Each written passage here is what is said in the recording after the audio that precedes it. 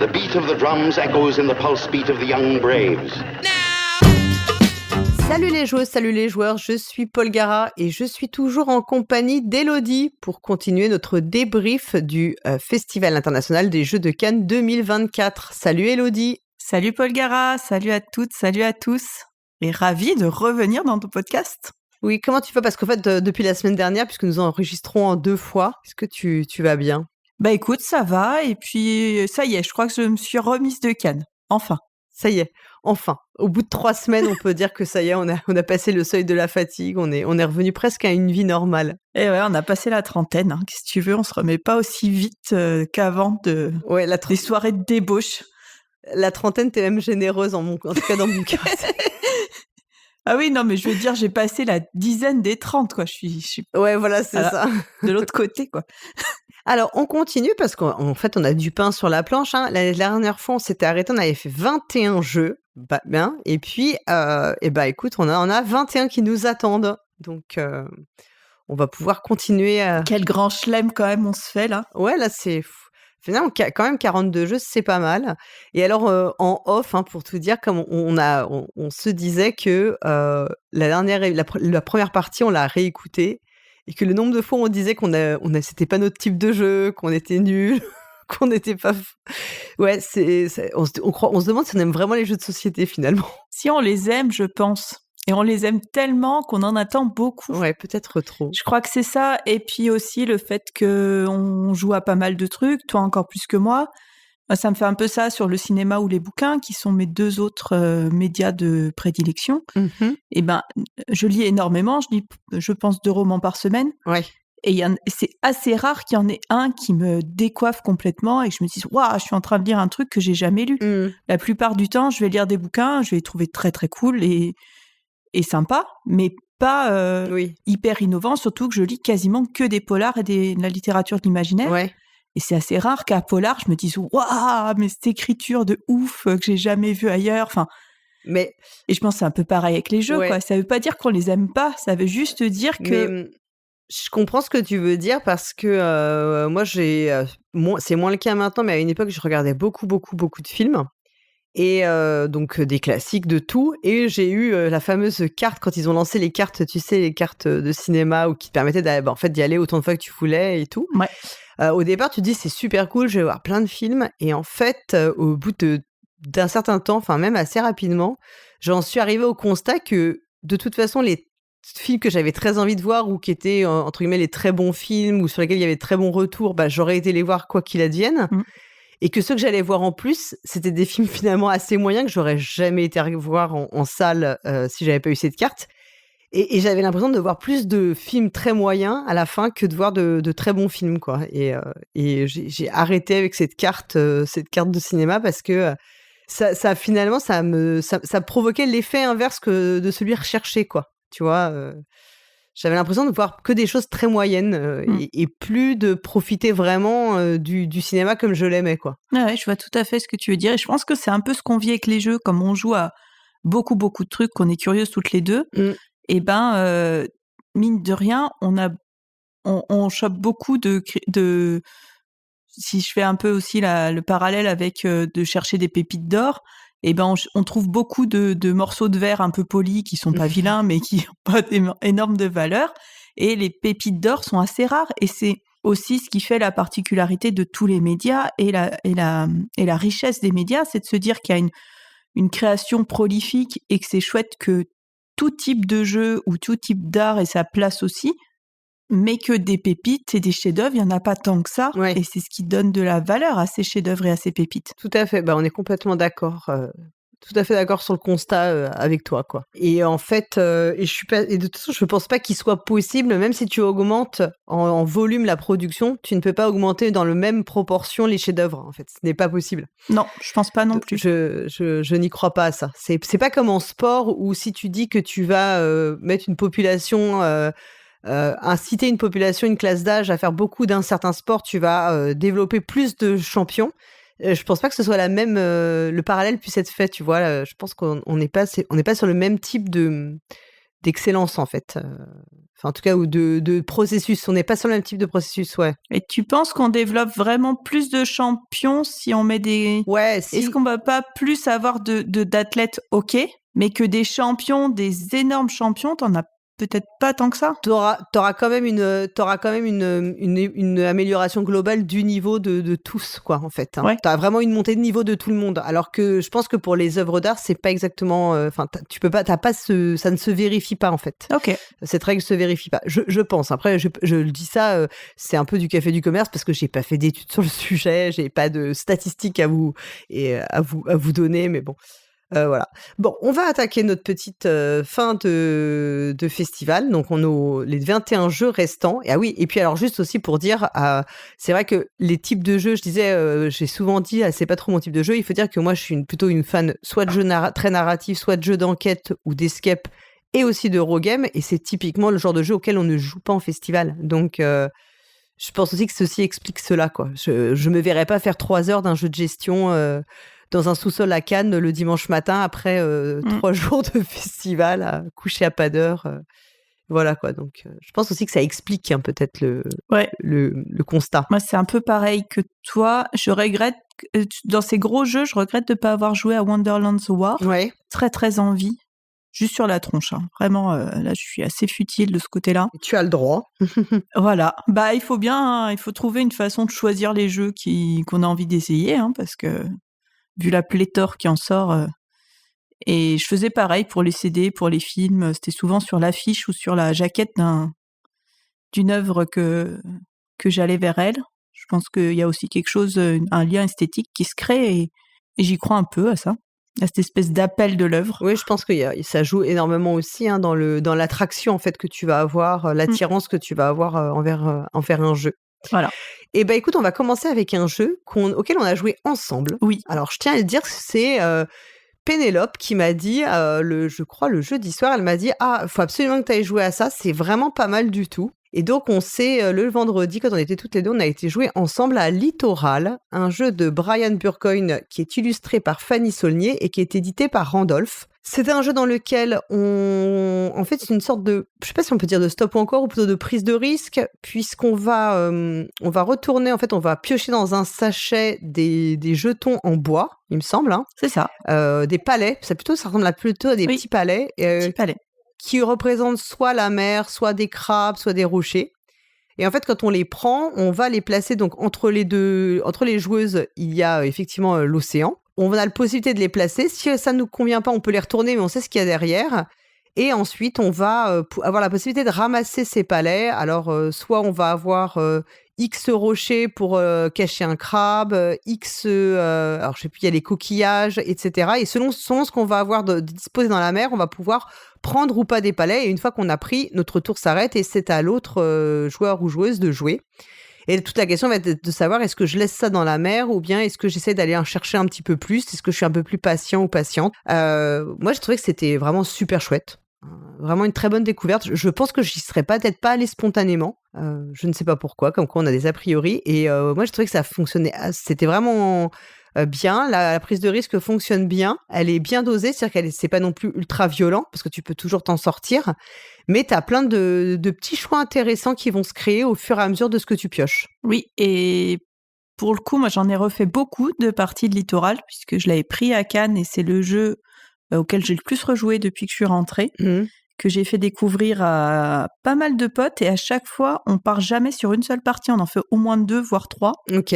Parce qu'il plaît instantanément à tous ceux à qui on l'a fait jouer et vraiment des potes assez différents.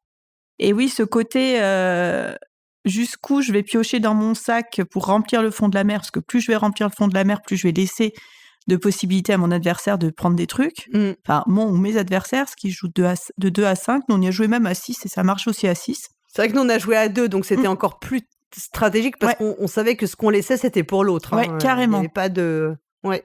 Puis il y a un système aussi de collection de vagues à la fin qui fait que celle qui a le plus de vagues remporte tout ce qui reste dans le fond marin. Et là, ça peut faire vraiment de jackpot. Et ce que j'ai trouvé super intéressant, c'est les retournements de situation. Parce que toi, au début de partie, tu avais plein de trucs. Tu avais collectionné les jetons et moi, j'avais vraiment pas eu de chance à la pioche où il n'y avait plus rien quand je pouvais ramasser des trucs. Et il y a eu un tournant à un moment dans la partie et on a fini la partie. Et j'aime beaucoup cette fin de partie où on empile tous nos jetons et on va mesurer la taille de notre pile de jetons. Oui. C'est tout bête, hein. Oui, on compte pas nos jetons, en fait. Hein. On compte pas nos jetons. En fait, on empile nos petits palets et effectivement, on voit qui a la pile la plus élevée, quoi.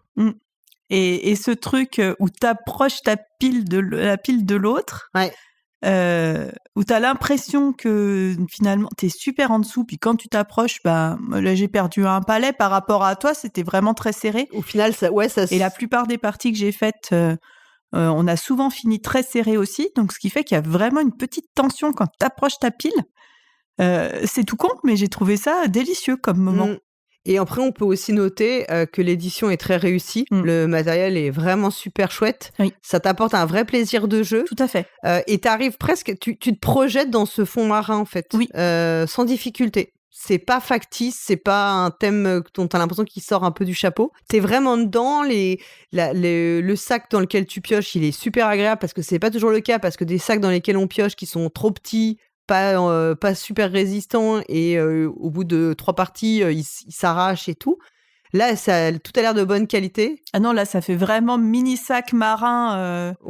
Voilà, et puis on est vraiment dans les couleurs, on est sur du blanc, du bleu marine et c'est tout. Et du beige et le fond du bois, voilà, le beige du sable en fait qui est aussi le beige du bois. Tout à fait. Et c'est vrai qu'avec cette gamme colorée vraiment limitée, des dessins très stylisés. Oui. Enfin, il y a vraiment quelque chose d'hyper élégant et c'est le jeu qu'on a envie d'amener à la plage, qu'on a envie d'emmener partout. Moi, je suis contente parce que je vis dans une région venteuse et je me dis, tiens, ça, je vais pouvoir y jouer dehors. Et il n'y en a pas beaucoup des jeux. Oui, parce que les palets ne vont pas s'envoler. Voilà. Parce que nous, même Carcassonne, un jour sans vent, les tuiles s'envolent. Donc là, on est très content d'avoir un jeu qu'on va pouvoir jouer dehors. C'est tout bête, mais un jeu qui est wind-friendly, quoi, on peut dire. C'est ça. Donc wind-friendly, water-friendly. Enfin, d'ailleurs, ils le disent, waterproof, tout ça sur la boîte. Ouais. Je pense que ça, c'est vraiment le petit de l'été, ça. Ouais. Pour moi, c'est vraiment le jeu que je vais trimballer tout l'été, tout l'hiver aussi. Donc Littoral, vraiment une très bonne découverte et qu'on recommande à tout le monde d'aller essayer parce que c'est vraiment chouette. Et puis ça marche autant à 2 qu'à 5, je comprends. Parce que voilà, quand moi je n'y ai joué qu'avec toi à 2. C'était très stratégique, enfin, c'était très... il y avait beaucoup de contrôle, du coup. J'imagine que plus on est nombreux, ça se dilue un petit peu. Mais je comprends que ça fonctionne tout aussi bien. Ouais, non, c'est vraiment, vraiment notre type de jeu, pour le coup. Ouais, exactement, tout à fait. Moi, j'aime beaucoup aussi les jeux de prise de risque.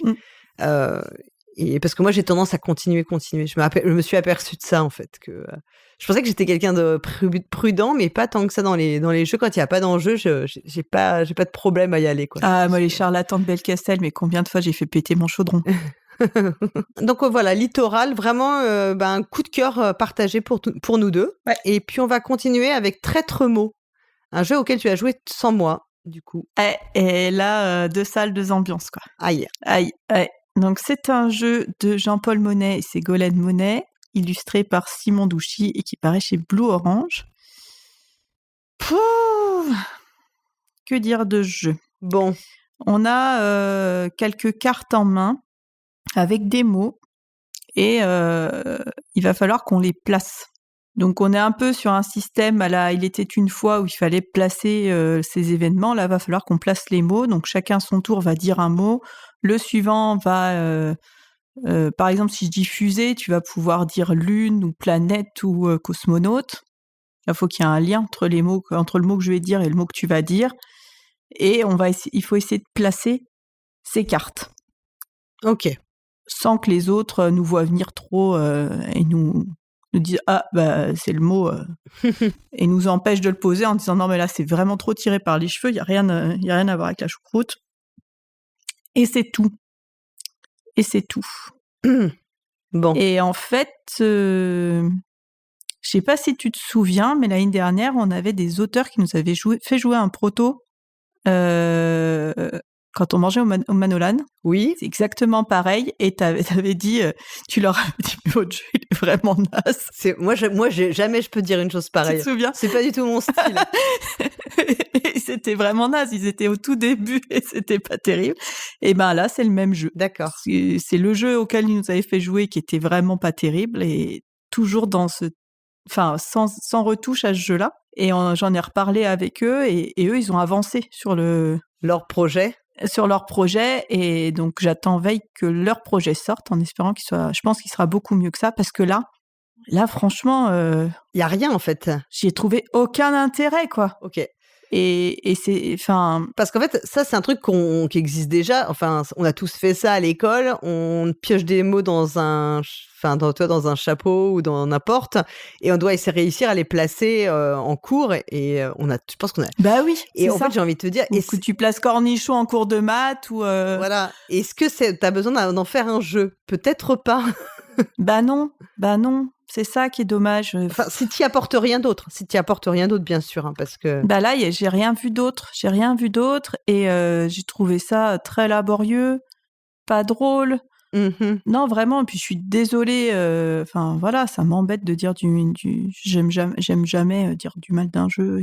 Mais là, ouais, c'est vraiment loupé quoi. Ok. Bon bah écoute, je n'irai pas perdre mon temps à y jouer alors. Non, celui-là, ouais. Bon, on va passer à des jeux plus cool.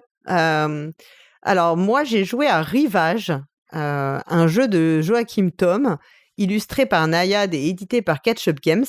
Donc Rivage, c'est un jeu alors c'est comme un peu un roll and write, mais il n'y a pas de dés, il n'y a même pas de cartes, donc ce n'est pas un flip and write, c'est un draft and write en fait. C'est intriguant. On continue d'explorer, c'est assez intriguant. Donc en réalité, on va avoir une carte d'une île et on va récupérer en main 2 cartes de mémoire. Et sur les 2 cartes, il y a des petits symboles qui sont les symboles qu'on va retrouver sur notre île. Hein. Alors il peut y avoir je parle un peu de mémoire, mais en gros, vous allez comprendre l'idée. Il peut y avoir du sable, il peut y avoir de la montagne, il peut y avoir de la forêt, il peut y avoir des petites... comme des petits temples, enfin, ou des statues, enfin, peu importe.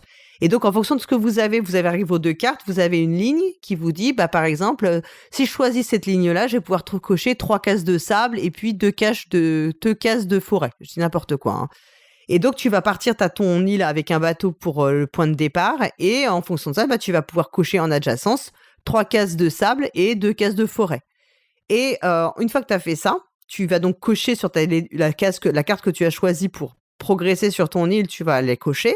Et ensuite, tu vas passer tes cartes à ton voisin. Et tu vas recevoir de ton autre voisin. Et du coup, tu prendras la ligne disponible. Tu pourras cocher à ce nouveau tour les nouvelles lignes disponibles en fait sur les cartes. Au fur et à mesure, donc tu sais aussi ce que tu laisses comme possibilité à ton adversaire quand tu lui passes tes cartes, puisque tu sais où tu le ramènes en fait, le choix qu'il va avoir finalement. Et donc, tu vas progresser. Puis après, il y a tout un système comme dans beaucoup de roll and write. Hein. Je coche ça me permet d'avancer sur une autre piste et ça me donne un petit bonus. Et du coup, je vais pouvoir recocher ça, sachant que les îles, elles ont des petits objectifs perso à l'île.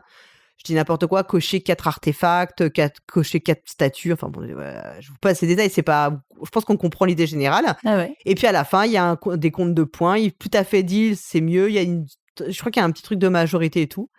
Écoute, j'ai eu un peu de mal à rentrer dans la logique du jeu. Je pense que j'ai pas du tout fait alors je pense que la première partie c'est normal, on a envie un peu de tout cocher sur son île et on n'est pas forcément très efficace par rapport à ce qui va rapporter des points en fin de partie, mais c'est pas très grave. Voilà. J'ai trouvé le jeu, il est pas exceptionnel, j'ai pas eu un effet waouh en disant c'est super innovant et tout. Moi j'aime bien les roll and write, hein, faut le savoir. Pour le coup là c'est vraiment des jeux que j'apprécie de jouer. Je suis toujours... c'est rare que j'ai des grosses déceptions sur des roll and write, ça m'est déjà arrivé, mais c'est rarissime. J'ai toujours du plaisir à y jouer. Celui-là, il est vraiment... Il apporte quand même quelque chose de nouveau. Il est très cool à jouer. T'as vraiment cette sensation. Tu fais tes petites îles. T'as quand même ce qu'on reproche souvent au roll and write, le manque d'interaction. Là, t'en as parce que vraiment, ce que tu choisis de faire, c'est ce qui va laisser des possibilités après à tes adversaires. Mais c'est pas une interaction violente ou forte. Enfin, tu vois, tu vas pas effacer sur la carte de. Tu pètes rien. Tu pètes rien aux autres. Voilà, tu vas pas effacer les trucs que ton adversaire a coché et tout. Moi, ça m'a bien plu. En fait, sur le coup, j'étais sortie en me disant ouais, c'est. Et puis en y repensant, je me suis dit non, c'était quand même vachement agréable à jouer. Enfin, c'est voilà, jeu assez satisfaisant. Après, je sais pas si c'est le même auteur qui avait fait Colorado. Je sais pas si tu y avais joué. Oui. Qui était un système un peu où on jouait des cartes comme un peu des plis pour avancer. Et ouais, je sais pas si tu vois. Un peu comme un jeu de cette famille plutôt. Peut-être. Colorado. Tu appelais une couleur. Voilà, c'est ça. T'appelais une couleur et. Ouais, un peu un principe de jeu de cette famille où tu appelais une carte, une couleur, un chiffre. Et après, t'avançais sur les pistes. Exactement. Et moi, j'avais pas du tout aimé Colorado. J'avais trouvé ça bordélique, complètement bordélique et dur à suivre. Celui-là est beaucoup plus paisible, en fait, plus cool et vraiment agréable. Donc moi, j'y rejouerais vraiment avec plaisir. Alors moi, j'avais bien aimé Colorado, même si c'est vrai que t'avais l'impression que t'allais tricher à un moment donné parce que c'était dur de t'y retrouver dans toutes les actions à faire sur un même tour. Mais cette idée de revisiter le jeu de cette famille, j'avais trouvé ça assez malin. Et là, tu me fais super envie aussi, parce qu'il a l'air beaucoup plus épuré, en effet, et plus simple. Tu retrouves ce que t'aimes dans les roll and ride, c'est aussi le petit côté de je coche, ça me fait un petit combo, et ça, c'est vraiment les petites gratifications super agréables. Tu vois, les petits moments de... Ouais, les petites montées de dopamine, là. Ouais, voilà, les petits moments de dopamine, exactement. Il est plutôt joli. Enfin, tu vois, j'ai trouvé que le matériel qu'on avait était était cool. C'était parce que les roll and ride, parfois, le matériel, il est un peu dégueulasse, il se fout un peu de la gueule du monde. Hein. Il y en a certains... Oui. Enfin, tu te dis, ils t'ont balancé 2D, c'est même pas, t'as même pas les crayons. Enfin, t'as pas de crayon. Bon, ça, à la limite, tu peux en avoir chez toi, mais... Ou alors, ils en ont, mais c'est des trucs tout pourris. Tu te dis, bah, franchement, n'en mettez pas. Ou mettez même pas de dés. J'aurais toujours des dés chez moi. Bon, ça, c'est toujours un débat qu'on a, hein, de savoir est-ce qu'on pourrait pas utiliser du matériel générique pour certains jeux. Mais en fait, voilà, finalement, mieux vaut rien faire que faire du trade cheap. Là, c'est bien pensé par rapport aux besoins du jeu. Donc, c'est très chouette. Et j'en profite pour dire quand même que Joachim Kim Tom, il a fait un jeu que moi, j'adore, qui s'appelle Wild Space. Je sais pas, ce jeu, voilà, qui est un peu... J'ai l'impression qu'il est un peu sous-coté, qui est génial, qui est... Oui. Oh, j'adore ce jeu. Qui est magnifique, qui est bien, qui est super satisfaisant, qui est un jeu où tu peux... à chaque fois que tu... Voilà, un vrai jeu avec de la rejouabilité, parce que tu rejoues et tu rejoues et tu rejoues, et tu découvres encore des trucs sur le jeu. Oui. Donc voilà. Ah oui, oui. Ah oui, vraiment, il est génial, ce jeu-là. Et c'est vrai que... Mais peut-être parce que sa DA était un petit peu aventureuse. Je pense surtout que c'est qu'il est sorti juste au début du Covid et que ça n'a pas aidé, en fait. Ah oui, parce aussi, que nous, on y avait joué à Cannes, je crois. Ouais, moi, je l'ai découvert bien plus tard. Voilà, c'est ça. Donc vraiment, essayez Rivage, parce que ça, malgré tout, c'est pas révolutionnaire, mais il y a quand même une petite originalité dans le rôle. Si vous aimez les roll and... faut aimer quand même le principe du roll and write à la base, hein, sinon c'est quand même un peu compliqué. Faut aimer cocher. Et puis surtout, aller jouer à Wild Space au passage, parce que c'est un excellent jeu, on le dira jamais assez. Voilà. Tout à fait. Magnifique et super agréable. Et du coup, maintenant, tu vas nous parler d'un jeu qui a, je pense, énormément buzzé. On le voit partout maintenant. Hein. Oui. Et j'en attendais absolument rien de ce jeu. Et c'est trimballé par des copains qui en avaient beaucoup entendu de bien et qui sont pourtant des joueurs de gros jeux qui m'ont amené jouer à ce petit truc qui s'appelle 2 pommes, 3 pains. Donc, qui est un jeu de Clément Gustave et Tommy Pope, illustré par Clara Louise Martin, et qui sort chez Prétexte. 2 pommes, 3 pains, moi je dirais c'est taco, chabouk, pizza, enfin je pense que je le lis tout à l'envers. Rencontre poule-poule. Ouais. Donc il va falloir qu'on compte des pommes, des pains, et il y a aussi des pommes de pain, et si t'écoutes bien, une pomme de pain, c'est une pomme et 2 pains. 2 pains. Voilà, donc c'est tout con. On pose des cartes, il y en a 3 sur la table, et on compte les pommes et les pains. Et ça vrille le cerveau. Juste, oui, puisque mine de rien, il va falloir un petit peu réviser sa table de 2. Et on se rend compte que la table de 2, c'est pas si... On la connaît plus. On la connaît plus, c'est pas si évident que ça. En fait, c'est des jeux qui font de la saturation cognitive un peu. Enfin, t'as tellement de trucs à penser et tout à additionner qu'à un moment, ton cerveau n'arrive plus à enregistrer les informations, quoi. Oui, voilà. Et t'as ce côté... oh là. Quand tu vois arriver 3 pommes de pain, tu fais oh putain, comment je vais faire? Comment je vais compter tout ça? Alors qu'en fait, c'est tout con, hein. C'est 3 6, quoi. Mais comme il faut répondre dire super vite. Alors, c'est pas au premier qui va dire. C'est vraiment chacun son tour, on dit ce qu'on voit. On pose une carte et on dit ce qu'on voit. Mais en fonction du fair play de tes adversaires, on te laisse entre 1 et 3 secondes pour trouver, quoi. Ok. Et puis, donc là, je t'ai parlé du jeu de base, mais on peut y rajouter plein de petites bêtises. Genre les pains au lait ou les pains au lait, si on parle avec l'accent du Sud. Donc, quand tu as un pain au lait, tu vas dire, il y a 3 pommes, 6 pains, au lait! Et le dernier qui dit au lait ramasse tout le tas. Le but du jeu, c'est d'avoir le moins de cartes possible. Je crois qu'il y a le pain perdu aussi. Il y a le pain perdu où il faut qu'on enlève un pain. T'as le pain rassis où tu dois te lever et te rasseoir et seulement une fois rassis, dire le nombre des trucs. Enfin, ok. Voilà. Je pense que quand t'ajoutes tout, tu deviens zinzin. Nous, pour l'instant, on a juste rajouté le au lait. Et déjà ça... C'est pas si évident. Déjà ça. Parce que tu pars en fou rire. Donc derrière, tu sais plus... Oui, tu perds le fil, en fait. Hein, c'est ça. T'es en train de te marrer, donc ton cerveau, il n'arrive plus à réfléchir. Mais c'est vraiment une bêtise. Une bêtise d'apéro, un truc, mais qui marche super bien et on se marre, quoi. Ok, donc ça mérite le buzz, ouais. Je pense dans 2 ans, on l'a oublié. C'est comme... moi, je le mets vraiment sur la même ligne que Poule. Je sais pas si tu as déjà joué. Oui, j'avais pas trop aimé, j'avoue. Où tu dois compter les œufs. Moi, ça me fait toujours marrer. Je le fais essayer une fois de temps, à ceux qui le connaissent pas. Tu vois, tu vas pas en faire 50 parties avec le même groupe. Ou alors, ça va devenir le jeu de bande. Ok, ouais. Le rituel. Le jeu que tu fais avec ta petite bande. Voilà, le rituel. Mais à faire découvrir, c'est une toute petite boîte, ça se fout dans un sac. Entre 2 gros jeux, histoire de se vider la tête et rigoler. Je trouve qu'il fait super bien le travail. Il se prend pas pour plus qu'il est, et franchement, c'est une super chouette petite bêtise rigolote. Voilà. Ok. Bon, c'est mon type de jeu, genre avec des jeux de mots un peu débiles, mais tout gentil. Voilà, on est vraiment sur quelque chose du rire que tu partages et pas du rire contre. Ouais.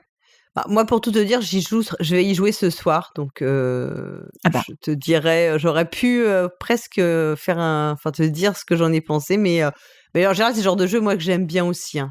J'avoue complètement, je suis assez fan de ce genre de jeu. J'avais pas trop aimé Poule, parce que je crois que dans Poule, ce que j'avais du mal, c'était la vitesse, parce qu'en fait, c'est tu déroules tes cartes, quoi. Oui. Là, je comprends que t'as pas ce côté-là, t'as quand même un peu plus de temps. Mais je vois très bien que moi, je sais que mes enfants sont ultra fans de Fou. Oui. Et je pense que c'est un peu le même style, quoi. Tu vois, t'as un peu ce côté de te rajouter des informations, des trucs qu'il faut dire, des trucs qu'il faut faire. Voilà. Et qu'au bout d'un moment, t'en as un peu moins que Fou, parce que t'as que 3 cartes sur la table. T'en as jamais plus. Ok. Alors que Fou, t'as un moment, il y en a tellement. Tu peux plus, quoi. Tu peux plus. En plus, ça change tout le temps. Tu deviens zinzin. Moi, Fou aussi, ça fait partie de mes petits jeux d'apéro un peu fétiches. Mais oui, ils sont un peu le même genre de jeu. Ouais. Très bien. Eh bien, écoutez, on va continuer encore avec un jeu que j'ai beaucoup aimé et dont on parle pas mal aussi. C'est Courtisan, donc un jeu de Romaric Gallonnier et Anthony Perron, illustré par Noémie Chevalier et édité à nouveau par Catch Up Games. Vous comprenez qu'en fait, je suis passée de Rivage à Courtisan, hein, tout simplement, à la table de Rivage pour la table de Courtisan chez Catch Up. Donc, Courtisan, c'est un jeu qui, je pense, rappellera un peu les jeux comme Citadel ou Mascarade. C'est le genre de jeu où on va pouvoir se faire des sales coups avec beaucoup d'interactions. En fait, on va avoir une sorte de le banquet de la reine et il y a plusieurs personnages qui sont associés donc à des couleurs. Et à chaque fois, on a 3 cartes. Et il y a une carte qu'on va jouer chez nous en face cachée, jouer dans la salle du banquet. Et la 3e est jouée chez un de nos adversaires.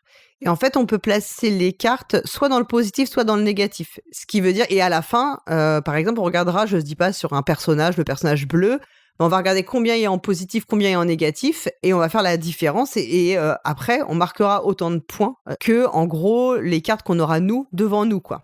On a aussi des possibilités il y a aussi l'espion. Enfin, il y a quelques petites cartes un peu spéciales. Donc, c'est vraiment moi, je trouve que c'était super réussi. C'est le genre de jeu un peu chaotique dans le sens... Alors, comme on en avait discuté avec Bruno Fedouti, hein, en fait, le mot chaotique est utilisé à mauvais escient. C'est pas vraiment le sens d'origine, mais dans le chaotique, dans le sens où il y a un petit peu de perte de contrôle. On peut pas contrôler complètement tout ce qu'on va faire dans le jeu. On peut que croiser les doigts pour s'en sortir à peu près. C'est super dynamique. C'est vraiment, moi, j'ai adoré le jeu, quoi. Et c'est typiquement le genre de jeu que moi, je vais acheter à sa sortie. Et comme il est sorti le jour où on enregistre, il est sorti. Je pense que je vais le chercher tout à l'heure. Parce que je sais que ça marchera très bien avec en famille, avec mes amis. Enfin, il est ultra intuitif, ultra instinctif, et il y a aucun temps mort, quoi. Enfin, il y a vraiment pas de temps mort parce que tu joues vraiment très rapidement.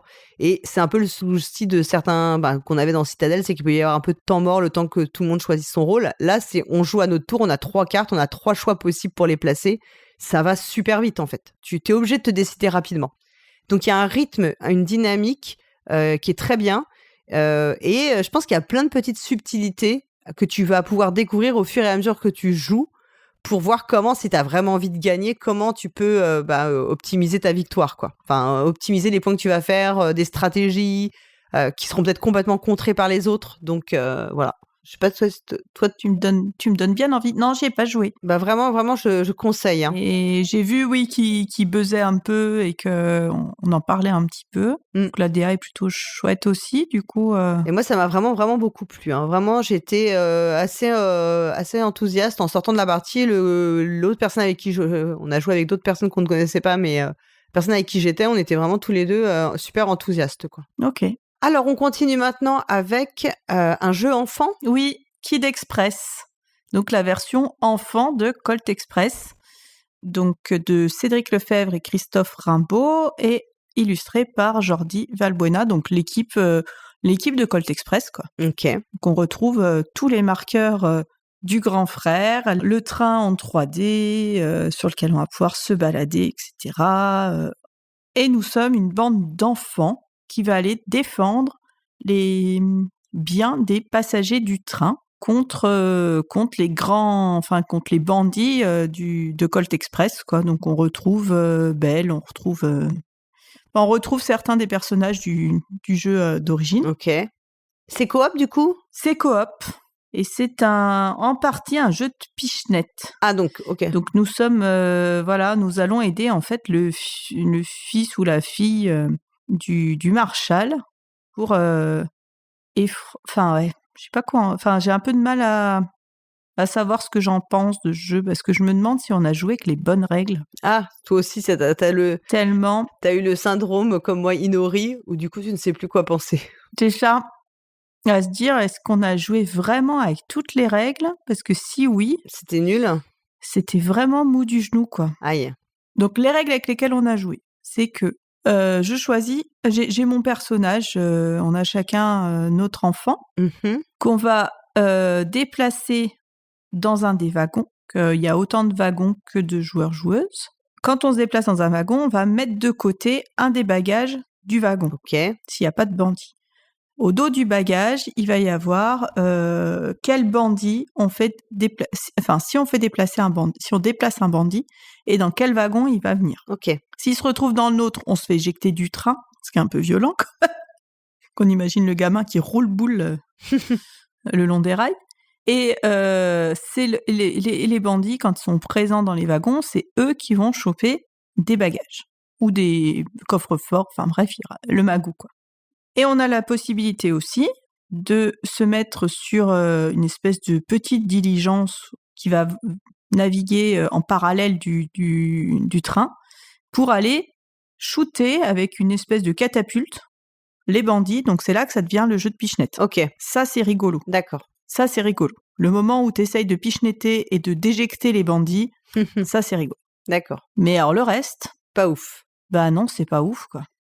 Et on retrouve pas ce qui fait vraiment le sel de Colt Express, la programmation, le matos c'est là, le matos c'est magnifique. Là, on retrouve Colt Express dans le matériel, mais ça fait pas tout, c'est dommage. Ouais, tu veux dire que finalement, pour une adaptation enfant d'un jeu, on retrouve pas l'essence du jeu d'origine. Non, parce que pour moi, Colt Express, c'est un jeu de programmation. Et c'est ce truc de comment va se passer le film quand je dénoue mes cartes. Et là, on l'a pas. Et on a vu avec le jeu dont j'ai parlé la dernière fois, Le Chemin de la Maison, que c'était possible de faire un jeu de programmation pour enfants. Un jeu de programmation pour enfants. Donc voilà, moi je trouve que ça passe à côté. Ouais, j'étais super déçue parce que Colt Express fait vraiment, vraiment partie de mes jeux favoris. D'accord. C'est vrai, il est vraiment dans les 15 jeux que j'aime le mieux. J'adore les jeux de programmation comme ça, quand on prévoit des plans et que ça se passe pas du tout comme on a prévu. Et du coup, j'en attendais un petit peu de cette version enfant. Je me voyais déjà l'offrir à tous nos mini-potes. Et là, t'as une grosse déception, quoi. Eh ouais. Mais tu vois, j'aimerais, là en festival, j'avais la flemme de relire la règle et de vérifier qu'on nous ait tout bien dit. Mais peut-être que j'irai la revoir en PDF pour être sûre qu'on ait fait la bonne partie, quoi. Écoute, on va continuer avec un jeu aussi qui faisait parler de lui sur le salon. C'est la prochaine sortie de Libellude et qui ne sera pas en lien avec Dixit. Parce que souvent ils ont quand même pas mal et qui n'est pas un jeu, ce n'est pas un jeu à communication limitée ou à communication par l'image.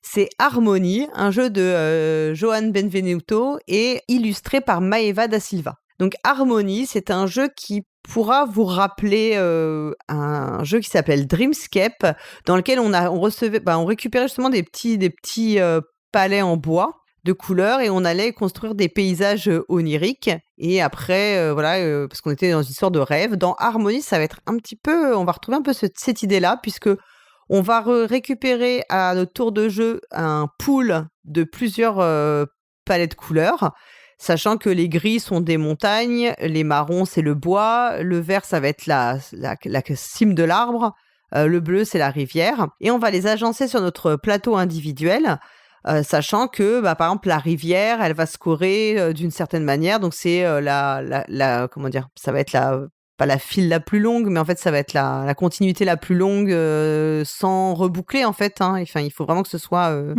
comme ce que doit représenter une rivière. Les arbres, il faut mettre plusieurs jetons bois et ensuite une cime d'arbre par-dessus pour marquer les points. Les montagnes, ça va être le plus gros groupe. Les champs, c'est les lots de 2, etc. Les champs, c'est jaune.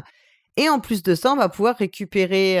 donc ça, c'est le scoring de base. Et à son tour de jeu, on peut récupérer une carte contrat qu'on pourra faire plusieurs fois et qui va nous demander de faire des paysages particuliers sur notre plateau. On va souvent poser des cubes, donc on pourra peut-être le faire la première fois. Si on le fait, ça nous rapporte 3 points. Puis la deuxième fois, 6. Et la troisième fois, 10. Et c'est bien sûr au moment où on le constate. Après, en fait, on peut rajouter des choses, changer le paysage, écraser des trucs. C'est pas grave. Ce qu'il faut, c'est l'avoir fait au bon moment. Le jeu est magnifique. Ça, clairement, voilà, Oui. tout le monde... c'est d'ailleurs le premier truc qui ressort. Splendide. La couverture de la boîte est splendide. Le matériel est très beau. Et effectivement, quand on construit ce petit paysage, parce que dans Dreamscape, on resetait, je crois, tout ce qu'on faisait à chaque fois. Là, ça reste. Et effectivement, on a cette impression de voir, comme c'est vraiment de bonne qualité, on a vraiment l'impression de voir des paysages qui s'organisent devant nous. Ça, on peut pas dire le contraire, c'est vraiment super chouette. Le jeu, j'y ai beaucoup repensé parce que je suis sortie du jeu vraiment un peu, c'est pas en colère, mais vraiment déçue de certains choix qui ont été faits, mais que je peux comprendre par ailleurs, que je comprends, mais qui, moi, en tant que joueuse, me gênent. J'y ai beaucoup repensé et je pense que je trouve que le jeu a un vrai super potentiel. Et je me dis, c'est dommage parce que pour mon goût à moi, il manque juste ça. Mais le jeu reste quand même plutôt agréable et plutôt chouette. Mais c'est pas non plus pour moi, il manque quelque chose pour que ce soit un gros effet waouh. En fait, le problème pour moi, il est sur les cartes contrat parce qu'on ne peut en avoir que 4 en même temps. D'accord ? Donc, effectivement, mais quand on a fini une carte, en fait, on a fait 3 fois son motif. La carte, on pourra plus la faire, mais elle ne nous prend pas un de nos 4 emplacements. On va juste la poser sur le côté et puis on pourra aller en rechercher une. Vraiment, je trouve que ça, c'est dommage parce que, en fait, on a tendance à prendre des cartes quasiment à tous les tours parce qu'en vrai, c'est pas si dur de faire les contrats. Moi, je pense que j'en ai enchaîné je sais pas combien de contrats. Ouais, toi, t'en as fait un sacré paquet. Moi, je me suis un peu bloquée parce que parce que je suis mal partie, mais oui, on peut en faire un paquet. Si tu arrives à bien à faire en sorte de prendre des contrats qui te permettent en fait d'en faire presque 2 à la fois, enfin, ou en tout cas très vite, du coup, c'est un peu open bar. Donc, tu reprends les cartes un peu comme tu veux à chaque tour, parce que grosso modo, tu arrives à faire tes motifs assez facilement. Tu les accumules et t'as pas non plus si à la fin de la partie, il te reste des cartes non faites intégralement, t'as pas de points négatifs. Non. Et en fait, c'est vraiment ce truc-là que je trouve. Alors, je comprends le pourquoi. C'est parce qu'il faut pas être. Je comprends. Je comprends intellectuellement l'argument qui va être donné, qui est de faut pas faire fuir les joueurs, faut pas être trop méchant avec eux, faut pas trop que ce soit dur, etc. Moi, je ne partage pas ce point de vue. Je pense que en réalité, ça manque d'adversité du coup dans le jeu. Ça fait aussi qu'on se prend un peu tout et n'importe quoi sans trop se poser de questions, et je pense que ça crée une forme de paresse intellectuelle et ça dessert le côté tendu qu'on peut avoir dans le jeu à vraiment se poser de questions. Moi, pense que c'est un mauvais calcul. Après, c'est mon point de vue en tant que joueuse. J'ai pas fait d'études de marché, j'ai pas interrogé des joueurs et joueuses pour savoir ce qu'ils en pensaient.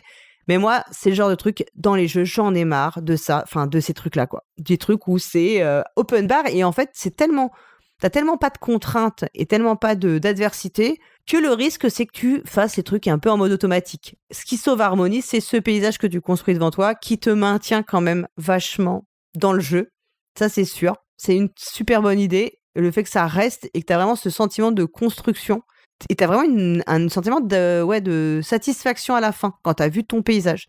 Mais je trouve ça dommage. Après, j'ai envie de te dire, rien ne t'empêche de jouer en faisant la variante, en disant qu'une fois que t'as choisi ta carte, elle est là pour les... Elle te fera des points négatifs si tu la fais pas. Voilà, enfin, effectivement, on peut le faire. Parce qu'on voit genre les Aventuriers du Rail, qui est quand même un jeu archi grand public.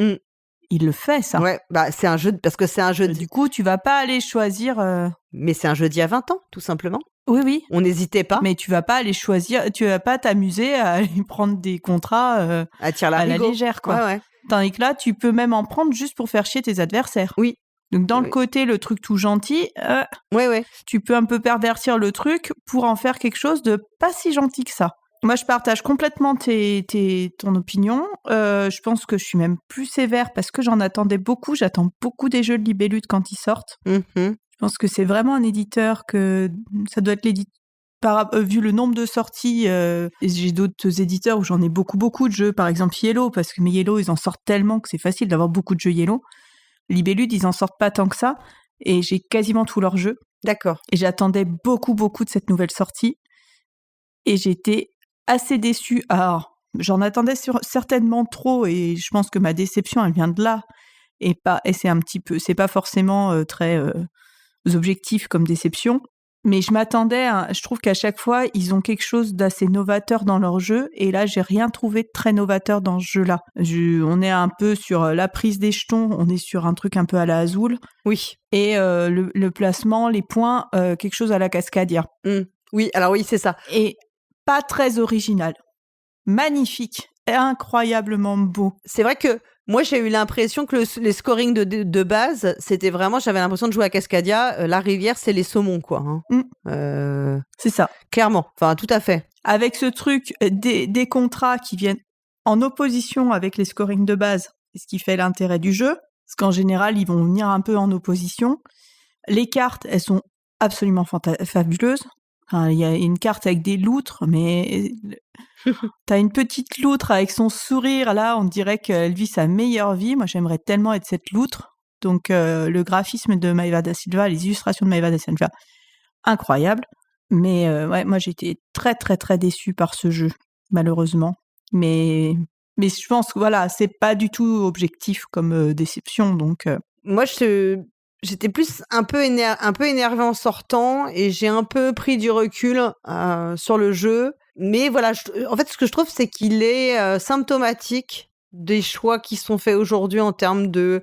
Et je sais pas, j'aimerais bien discuter avec l'auteur pour savoir si c'est quelque chose qu'il a envisagé. Est-ce que c'est lui qui l'a enlevé? Est-ce que c'est dans le cours de développement qu'on lui a dit on lui a demandé de l'enlever? J'en sais rien. J'aimerais vraiment avoir l'explication. Parce qu'en fait, c'est vraiment un choix que je pense être un mauvais calcul. Je pense que c'est un mauvais choix. Je le comprends commercialement, etc. Mais c'est vraiment pour moi un mauvais choix sur le long terme parce que je suis persuadée qu'en réalité, comme tu le dis, il y a dans Les Aventuriers du Rail, qui est quand même un jeu ultra mainstream, que tout le monde, enfin même les gens qui n'ont quasiment jamais joué à rien, ont souvent au moins les joués aux Aventuriers du Rail ou connaissent le jeu. Tu as cette sanction si tu peux pas les prendre les contrats comme ça trop, enfin tu vois, en mode open bar.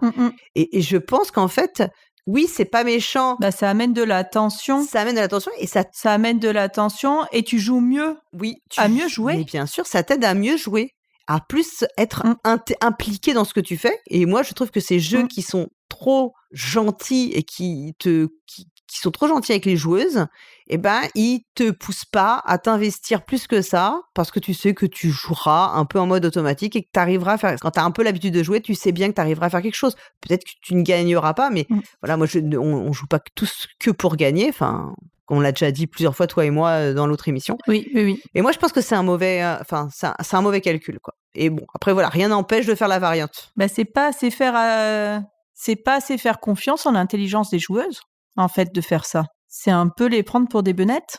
C'est dommage de pas faire confiance en l'intelligence des gens. Ouais, mais ça, je pense, c'est assez symptomatique de plein d'œuvres, pas que dans le jeu. Hein. Donc voilà, moi, je serais vraiment intéressée pour avoir l'histoire derrière et savoir si ce point-là, comment il avait été envisagé au début, si ça a toujours été envisagé comme ça ou pas. C'est un choix. Ça m'intéresserait beaucoup de comprendre, quoi. On va passer au prochain jeu. Alors, c'est un jeu auquel moi, j'avais très envie de jouer et je ne l'ai pas fait. Et tu vois, quand j'ai vu qu'il est dans ta liste, je me suis dit, ah bah c'est cool parce qu'elle va pouvoir m'en parler. Tout à fait. C'est In Extremis qui sort chez Opla. Alors, c'est un jeu de Juan Rodriguez et Julien Protière qui est illustré par Stéphane Escapa. Voilà, merci beaucoup. Et ça a l'air d'être un peu expérimental, non Alors là, on a joué sur un proto. C'est un jeu qui va se trouver dans la même gamme que Cosmopolite. Ouais. Donc, même format de boîte, même idée de jeu avec appli, en coop aussi sur un thème scientifique et réalisé en lien avec une université lyonnaise. Oui. Sauf que, on change de thème complètement puisque nous sommes dans la transition énergétique et dans la gestion des énergies. Et il va falloir qu'on fasse fonctionner des machines avec des énergies qu'on a en main et passer comme ça de niveau en niveau en évitant un maximum de tout polluer et de tout saloper sur notre passage. Sachant qu'on sera obligé de polluer et de saloper sur notre passage. Il faut juste essayer de le faire le moins rapidement possible et le plus intelligemment possible. Donc l'appli, on ne peut pas jouer sans cette appli qui va dire quel joueur joue quand, sachant qu'il n'y a pas un ordre de tour défini. Et donc ça amène une super tension. J'ai vraiment aimé ça. Ce truc il faut rester sur le qui-vive tout le temps parce que ton nom peut apparaître à n'importe quel moment. D'accord. Les manches sont très très courtes, comme dans Cosmopolite. Et l'idée, c'est d'arriver à poser sur les machines le nombre d'énergies. Donc, les énergies, elles sont classées par couleur. En évitant d'en gaspiller. Si tu en gaspilles, là, tu crées de la pollution aussi. Donc, il faut être assez précis sur ce qu'on pose. Il faut bien discuter entre nous, disant, là, moi, j'ai un 2 jaune, je vais pouvoir le placer. Mais comme ça, tu vois, t'as pas d'ordre du tour et que du coup, tu sais pas si tu vas rejouer tout de suite ou devoir attendre. Enfin, il y a ce côté de tension qui est vraiment réel. Là, on a joué 3 parties, donc les 3 premiers niveaux ou les 3 premiers sous-niveaux. Je crois que ça marche en sous-niveau avec des règles qui vont s'ajouter au fur et à mesure. Ouais. Il y a ce côté par rapport à Cosmopolite. Enfin, je le compare à Cosmopolite parce qu'on est vraiment sur des jeux avec des choses assez similaires quand même. Cosmopolite, moi, je l'avais trouvé très, très, très immersif. Pour moi, je suis dans ma brigade de restaurant à Donf. Ouais, puis il était ultra original, quoi. Enfin, il y avait vraiment c'était un jeu t'avais pas joué à 50 jeux comme ça, hein. Enfin, là. Complètement. C'est ça. Un complet ovni, hyper malin. Là, on est beaucoup plus mécanique. Tu te poses pas la question de quelle énergie tu poses, à part les noirs, le pétrole, parce que là, clairement, c'est défini. Le reste, tu sais pas bien ce que tu poses tes cartes en fonction des couleurs. Tu dis pas, j'ai l'énergie, je sais pas quoi, solaire ou je sais pas quoi, mais j'ai du jaune. En revanche, je pense que sur le long terme du jeu, Ouais. D'après ce qu'on nous a expliqué, c'est là que l'immersion et le côté réflexion sur l'énergie et produit du coup, ce qui n'en fait plus pas seulement un jeu, mais aussi un produit une œuvre qui nous fait réfléchir sur l'énergie, sur ce qu'on fait avec, parce qu'après on va avoir l'énergie atomique qui arrive, qui change les mécaniques de jeu avec un côté très thématique sur comment tu vas pouvoir utiliser cette énergie, le truc que ça va pouvoir tout faire péter. Ok. Donc cette montée en puissance thématique, je pense, va être super intéressante. Et du coup, j'ai hâte de jouer aux autres niveaux. Et j'ai hâte aussi de voir le jeu fini. Parce que là, on a joué sur un proto où l'appli, elle n'était pas terminée. Les illustrations, elles n'étaient pas toutes là. Ok. Donc je pense qu'il y a peut-être aussi un travail immersif qui va s'ajouter. Mais moi, j'ai beaucoup, beaucoup aimé... Par contre, on a un petit peu plus la sensation d'un joueur alpha. Là, c'est possible d'avoir quelqu'un qui commence à dire ouais, qui c'est qui a telle carte, qui c'est qui a telle carte, qui c'est telle carte. Bon, ça, faut arriver à réfréner les ardeurs, dire à ce genre de personnes laisse-nous jouer. Et tant pis si on se plante, c'est pas grave. Mais ouais, hâte qu'ils sortent et hâte d'y rejouer. Très bien.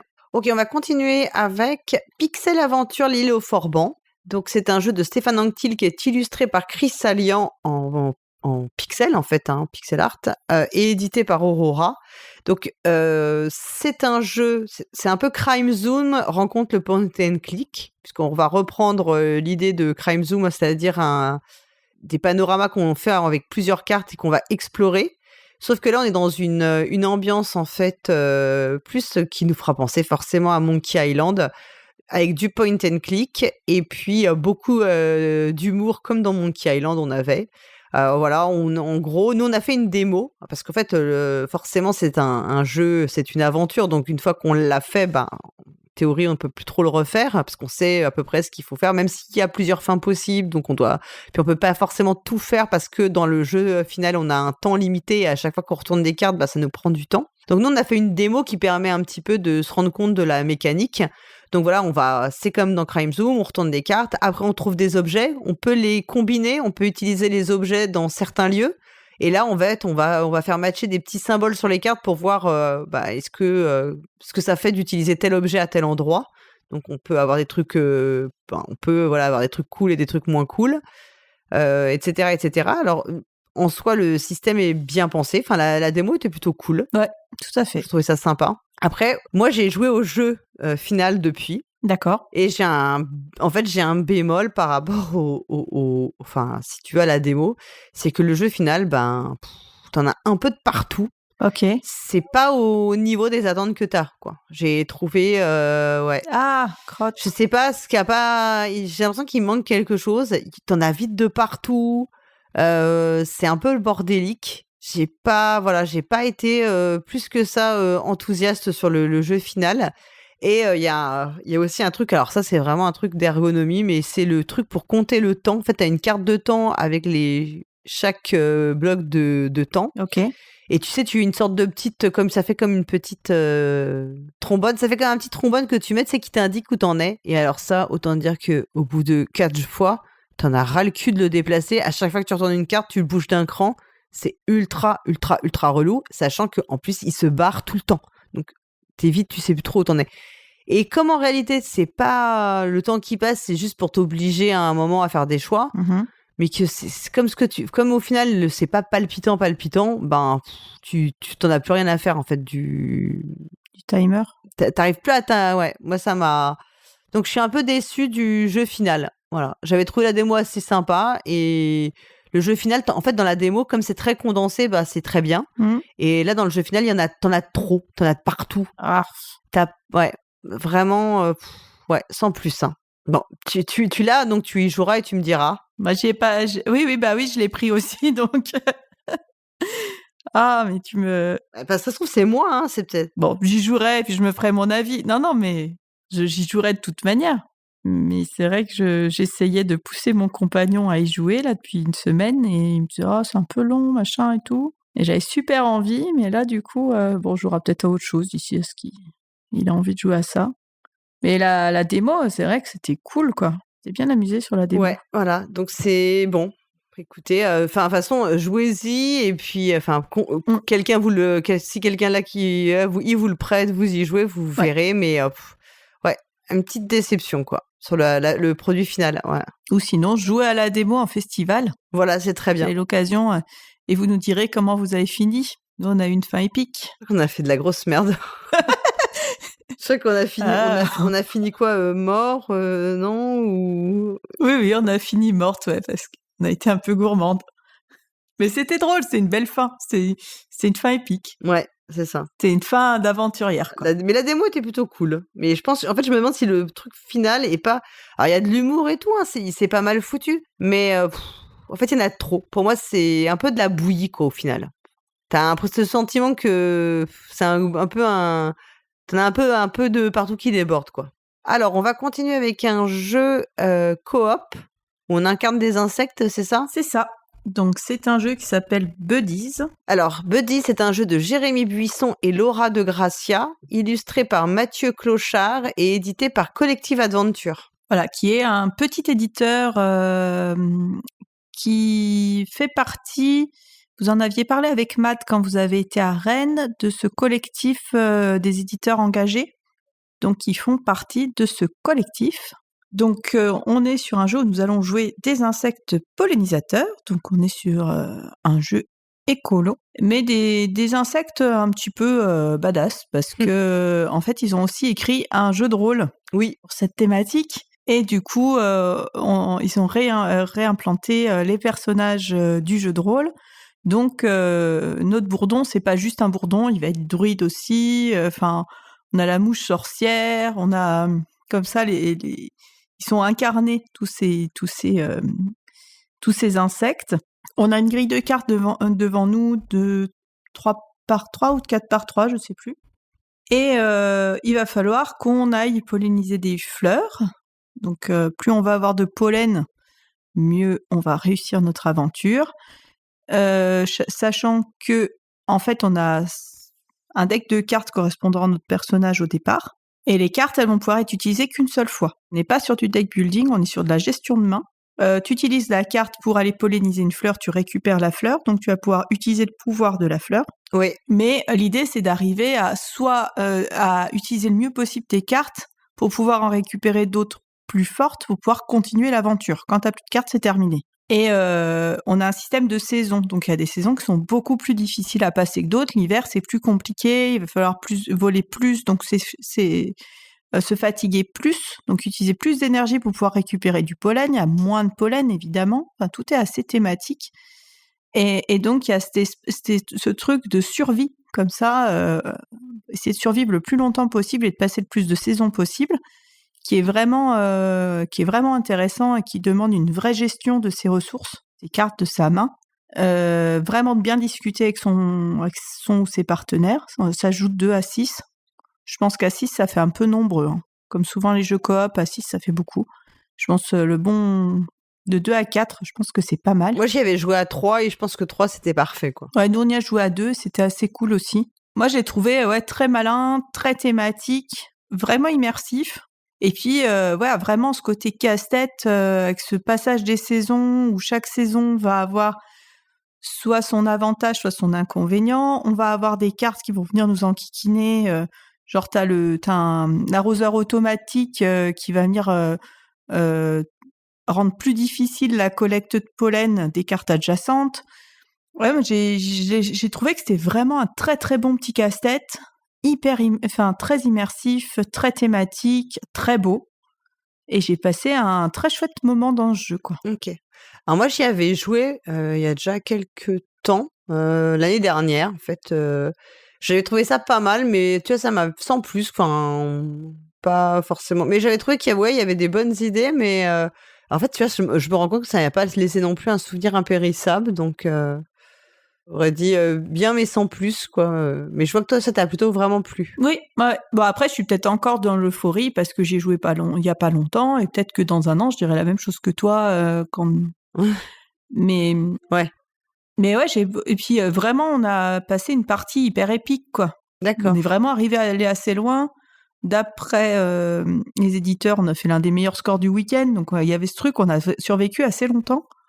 Et ce qui fait peut-être que cette partie était assez mémorable. D'accord. Ok, ouais, je comprends. Parfois, ça joue aussi. Hein. T'as ce côté, ouais. Ok. Du storytelling de la partie, quoi. Eh ben, écoute. Alors après, moi, j'ai joué à un jeu coopératif aussi, Bomb Busters, donc qui est le prochain jeu annoncé par Cocktail Games. C'est un jeu de Hisashi Hayashi illustré par Dom2D, dans lequel en fait on incarne des démineurs, une équipe de démineurs, et en gros on va avoir des sortes des tuiles, je crois qu'ils sont numérotées entre 1 et, j'ai un doute, entre 1 et 12 ou 1 et 15, je suis pas sûre, mais je crois que c'est 1 et 12. Il y en a plusieurs.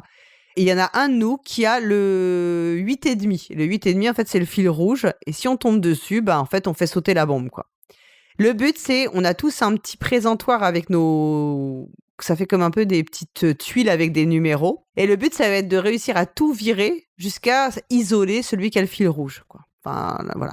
Et donc, par exemple, ce qu'on va faire, c'est qu'on va... alors, je me souviens plus exactement de comment, mais en gros, un peu comme dans Trio, quand tu demandes le plus grand, le plus petit, bon, là, on va pouvoir se poser des questions et éliminer à chaque fois qu'on fait des paires d'un numéro, on va pouvoir le dégager, en fait, le dégager de notre présentoir, le poser devant nous, et ainsi de suite, on va retirer les tuiles de chacun pour arriver à isoler le fil rouge. Je vous le dis très simplement. Alors, c'est du coop. Franchement, je vais réserver mon avis parce que j'ai pas passé une partie très agréable. Pour la raison qu'on a joué avec une personne qui avait un énorme effet leader et une voix ultra, je sais pas comment dire, très aiguë, mais pas forcément très agréable, et qui était juste assis juste à côté de moi et qui a donc passé la partie à me donner des ordres en me criant dans les oreilles. Et j'en suis arrivée à un stade où j'avais presque envie de faire exprès des conneries pour perdre, rien que pour l'emmerder. C'est pas bien de dire ça, mais en fait, ça m'a vraiment gâché ma partie parce que, en fait, j'avais jamais le temps de réfléchir à ce que j'avais envie de faire ou pas.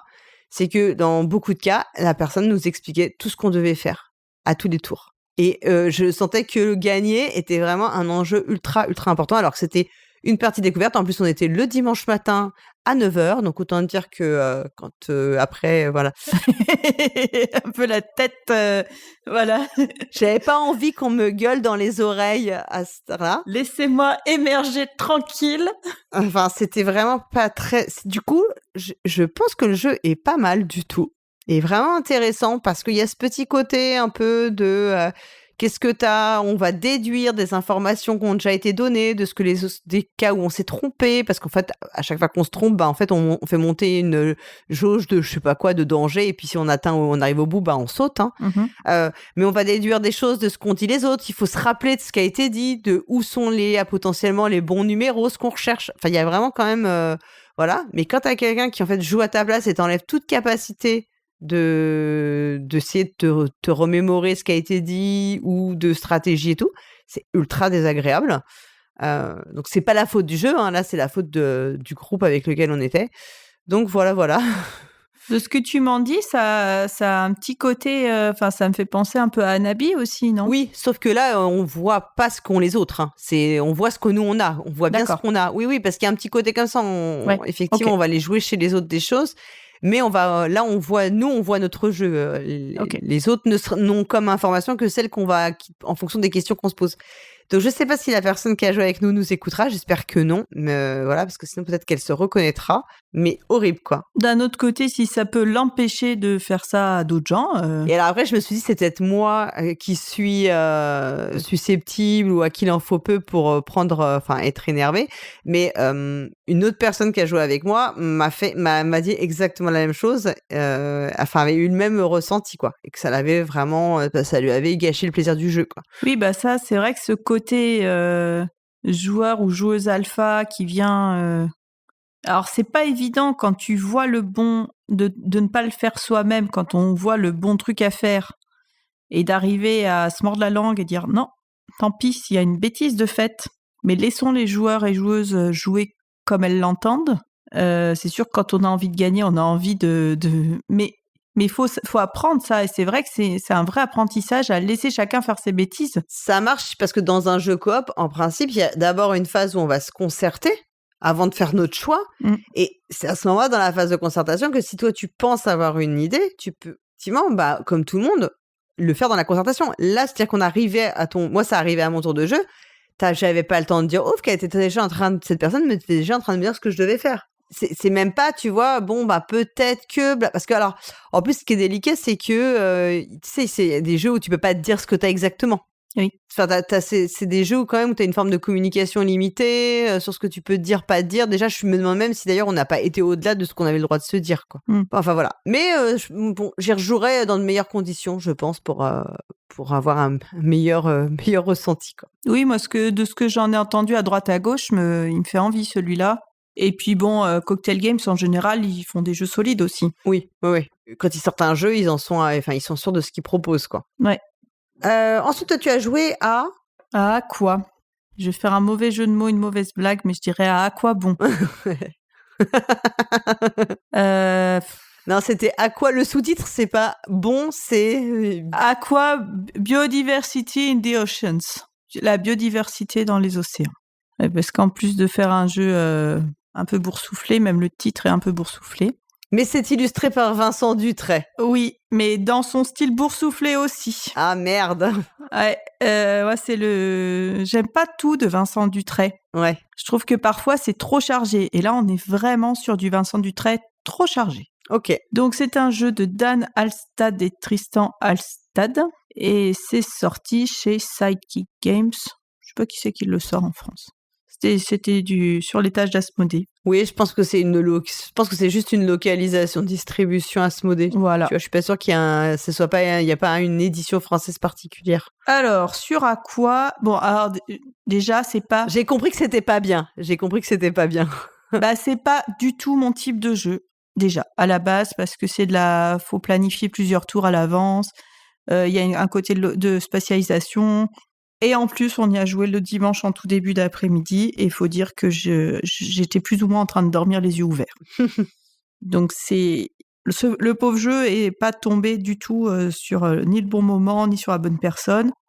J'ai entendu des retours d'autres gens qui le trouvaient bien. Donc, ne vous fiez pas qu'à ma seule idée. Ce n'est que mon avis personnel d'une petite joueuse lambda.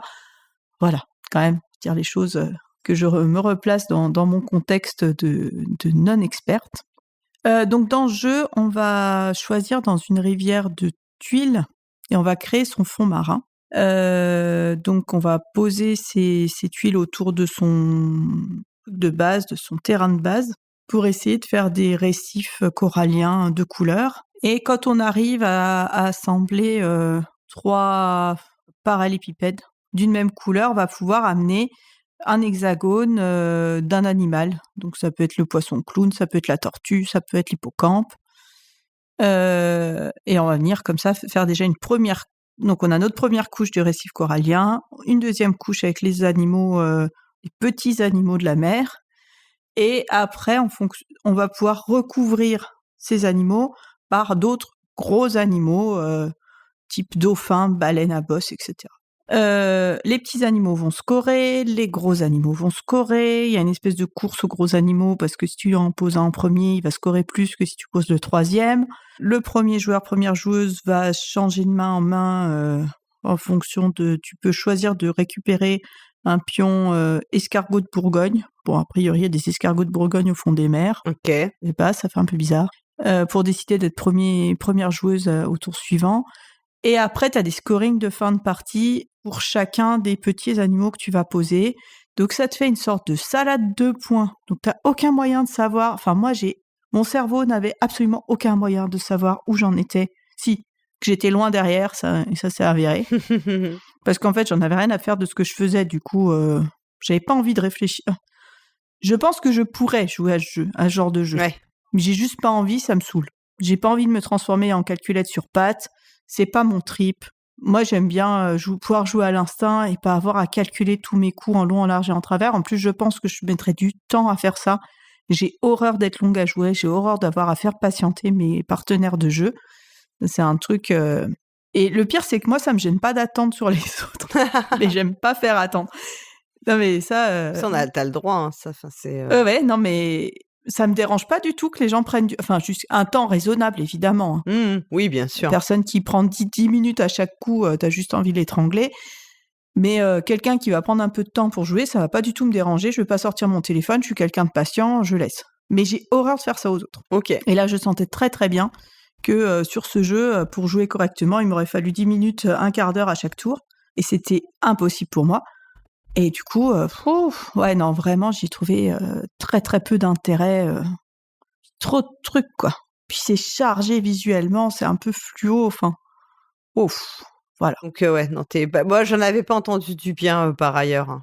Enfin voilà, en toute franchise, donc. Ok. Bon bah du coup c'est pas que moi alors. Ouais, j'avais rien entendu de positif sur le jeu non plus. Oui, bah mes partenaires ont pas non plus été. Enfin, Personne n'a fait waouh en sortant de la partie. Bah le pote avec qui jouait a pas aimé, et les deux autres qu'on ne connaissait pas à côté se sont pas dit ouais c'est incroyable, je vais l'acheter quoi. Ok. Donc poliment ils ont dit oh c'était sympa, mais quand tu dis poliment oh c'était sympa, ouais. Il y a quand même des trucs je crois. Écoute, voilà. Bon, alors moi après j'ai joué à Crazy Sherlock, un jeu de Frédéric Morard qui est illustré par Maxime Morin et qui est édité par Ghost Dog. Donc c'est une toute petite boîte dans la nouvelle gamme que propose Ghost Dog, vraiment des tout petits jeux.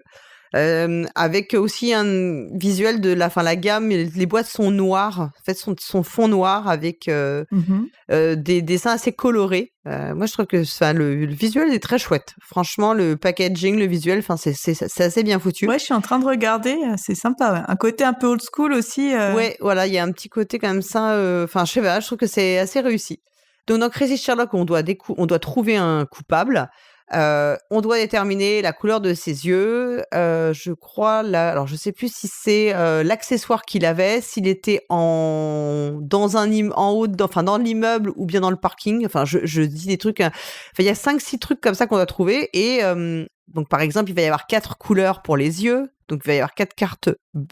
Si c'est les cartes bleues qui sont pour les couleurs d'yeux, il y en a 4. Les accessoires, il y en a 6. Ça peut être une pipe, un chapeau. Il y en aura, voilà.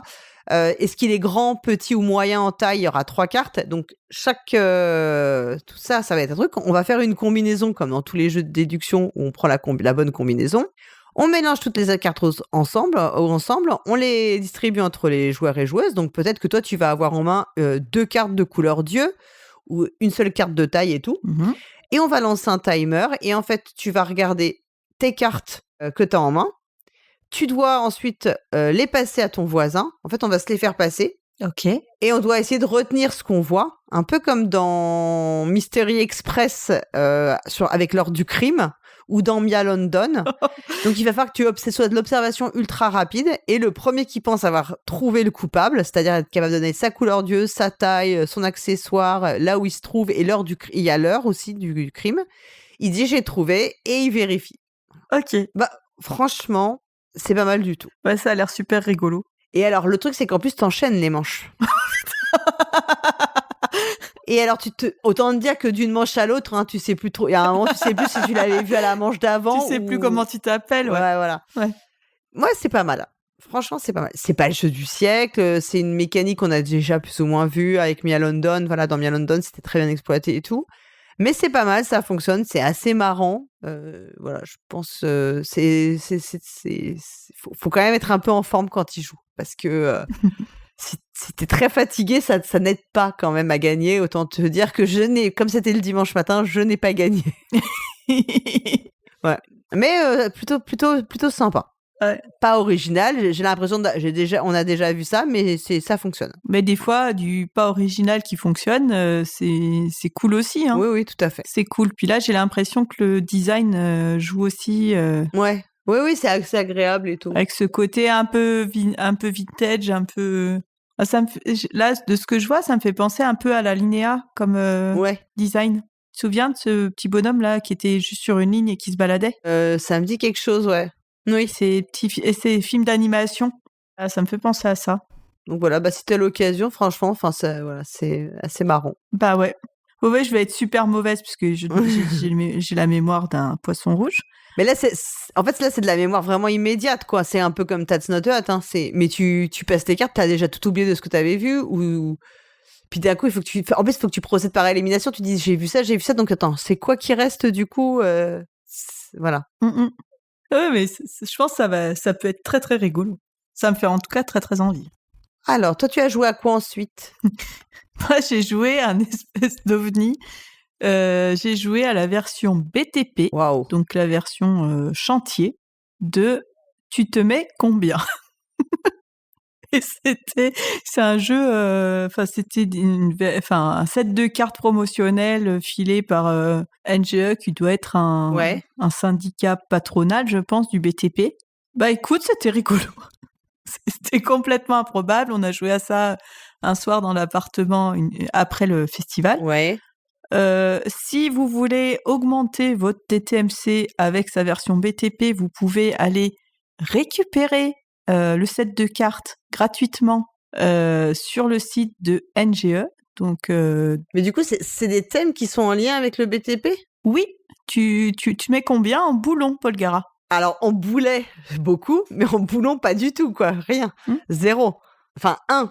Voilà, bah du coup, voilà, on avait une carte, tu te mets combien en boulon? On avait les groupes, la musique pop et le BTP. Oh. Donc là, il y avait des références, évidemment, Village People. Ouais, là, je la voyais arriver quand même. Du coup, peut-être que je me mettrais plus là tout de suite. Ouais, moi aussi, là, je me suis mis un peu plus. C'est la seule carte où je me sentais de me mettre un petit peu. Notamment, il y avait une question autour de Pink Floyd et The Wall.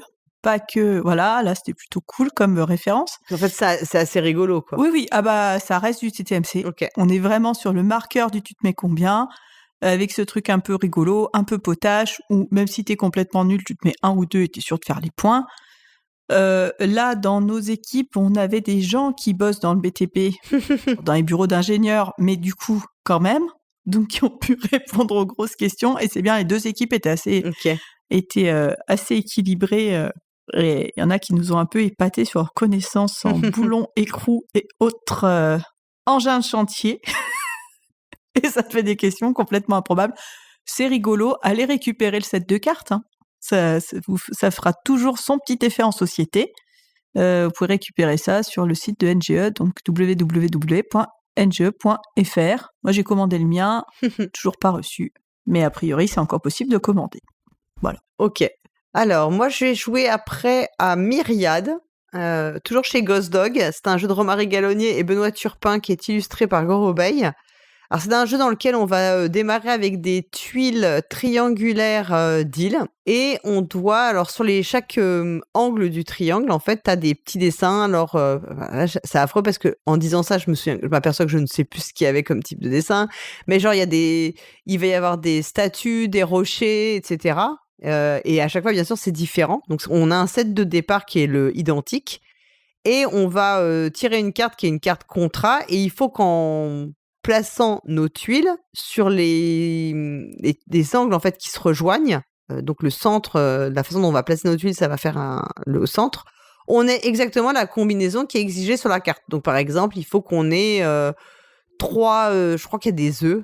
C'est affreux, je me souviens même plus. Il y a des champignons, on dirait. Ouais, il y a des champignons. Il faut que tu aies 3 champignons, 2 statues et puis... T'as des toucans aussi. Une cabane, enfin un truc comme ça. Voilà. Et le premier qui arrive à faire cette bonne combinaison, il se dit stop et il montre il faut bien sûr que tu aies placé toutes tes tuiles. Et du coup, il récupère une tuile supplémentaire. Et donc, forcément, de faire les combinaisons avec plus de tuiles, ça va être de plus en plus compliqué. Etc., etc. Et je crois qu'il faut gagner 5 fois pour gagner la partie. Et donc, on joue en temps réel, chacun de notre côté, voilà, on tire la contrainte, on essaie de faire la combinaison et le premier qui y arrive gagne 1 point et ça continue comme ça. Bah, écoute, franchement, moi, je suis épatée, surtout, c'est que c'est toujours possible de faire les combinaisons, quoi. Tu sais, c'est ce genre de jeu où, en fait, tu peux jamais être bloqué à dire, mais en fait, cette combinaison, elle est infaisable. Moi, ça, je suis toujours super admirative de comment ça peut marcher. Ouais. C'est assez marrant. Franchement, c'est vraiment du puzzle, hein. C'est du puzzle et tout. Avec le fait qu'on soit tous en train de le faire en même temps, ça rajoute un peu de frénésie et c'est assez bien. Ouais, plutôt une bonne découverte. Il n'est pas sorti récemment, hein, ça fait déjà un bout de temps, je crois qu'il est sorti. Mais ça fonctionne super bien. Ouais, plutôt sympa. J'en ferai pas 50 parties non plus, mais très contente de l'avoir essayé. Ok. C'est déjà cool. C'est déjà cool. Puis Goroba, en général, il fait bah du oui, moi j'adore. Ouais. Je trouve que c'est toujours... tu vois tout de suite son style. Il a un style vraiment qui est très évocateur en plus. Que je trouve un peu... moi, je le relierais un peu à du street art. Ouais. Petit côté, on le verrait bien graffé sur des murs, en fait. En fait, moi, même dans le jeu avec les îles, parce que c'est des îles sur des trucs, je sais pas pourquoi, ça m'a vachement fait penser à un des Zelda qui était sur DS. D'accord. Tu sais, je crois que c'était Phantom Hourglass, je sais pas, à ces Zelda-là qui ont été sur DS à un moment, qui étaient un peu différents des Zelda comme Twilight Princess ou des trucs comme ça. Je crois que c'était ça, Twilight Princess. Enfin, pas du tout ce visuel-là, mais plus le visuel un peu plus... je sais pas comment dire, qui ressemblait plus un peu à du dessin animé un petit peu, enfin qui avait un petit peu ce côté-là. Ça m'a fait un peu penser à ça, en plus avec les îles qu'on visite et tout. Enfin, moi j'ai trouvé ça vraiment très, enfin c'est assez chouette quoi, vraiment chouette. Ok, tu me fais envie là encore. Alors ensuite tu as joué à quoi? Ensuite j'ai joué à Pina Colada Dice. Goûte le jeu de mots, parce que c'est un jeu de dés. Ouais. Où nous allons faire des cocktails. Ouais. J'avoue que la pina colada, c'est très bon. Vraiment, je valide. Oui, moi aussi, c'est un de mes cocktails préférés. Donc, ouais, il faut que ce soit bien fait. Il faut que ce soit bien fait. Il faut que le jus d'ananas soit très bon parce que sinon, ça peut être vite écœurant. Oui, faut pas que ça soit trop sucré. Est-ce que le jeu est à la hauteur d'une bonne pina colada? Le jeu est tout à fait ok. D'accord. Le jeu est tout à fait agréable. C'est pas la meilleure pina colada de ta vie, mais c'est un jeu qui est tout à fait agréable avec en fait, c'est une revisite du YAM. D'accord. Donc, on a vraiment ce truc, on a 3D, on les tire jusqu'à 3... non, on a 5D qu'on peut tirer jusqu'à 3 fois. Voilà. 5D 3 fois et pas 3D 5 fois. Et on a une grille de contrats devant nous. Et à chaque contrat que tu vas réaliser avec tes dés, tu vas aller poser un de tes jetons, un de tes meeples. Des meeples cocktail. C'est très mignon. Le matos, c'est très, très mignon. Qui vont te faire des points. Une fois que tu as fait le contrat, les autres ne peuvent plus le faire. Ok. Tu as comme ça un rétrécissement des possibles, comme au YAM. Hein, comme ça, petit à petit, tu peux moins faire de trucs, tu as moins de choix. Tu peux gagner instantanément si tu arrives à faire une ligne, à placer tes 4 règles que j'avais oubliées. Donc, mon adversaire m'a chippé la victoire parce que j'avais complètement oublié cette règle. Et donc, ce qui va te faire un petit côté morpion. C'est un peu le YAM rencontre le morpion. Ok. Où tu vas devoir bloquer, donc faire des paris sur tes dés pour bloquer l'autre, quoi. Éviter qu'il fasse cette ligne. C'est un super petit jeu d'apéro, très agréable. Enfin, voilà, pour ceux qui aiment le hasard du dé et le YAM. Avec le YAM, j'ai une affection particulière pour ce jeu parce que c'est un jeu que auquel je jouais beaucoup avec mon papa. C'est un des premiers jeux auxquels j'ai joué quand j'étais petite. Donc là, on a avoir une version un peu plus moderne, un peu jolie, parce que c'est vrai que le YAM, ça fait pas rêver, ça, on était juste la grille des chiffres. Un peu classe, avec ces petits meeples, machin. Moi, il y a eu une petite saveur d'enfance que j'ai vraiment appréciée. Je l'ai trouvé très, très agréable, ce jeu-là. Ok. Pina Colada, c'est un jeu de Yann Dupont, illustré par Crocotam, et c'est chez Yellow. Alors ensuite, moi j'ai joué à Now, un jeu de Silvano Sorrentino qui est illustré par Fanny Saulnier et édité par Scorpion Masqué. Alors Now, c'est un jeu dans lequel on va avoir un deck de cartes et en fait on va le mettre on va mettre sa pioche dans sa main et on n'est pas censé prendre ses cartes en main pour toutes les voir. Hein. On les a dans un certain ordre, c'est comme ça. Et on va avoir des valeurs, 3 cartes valeur au centre de la table.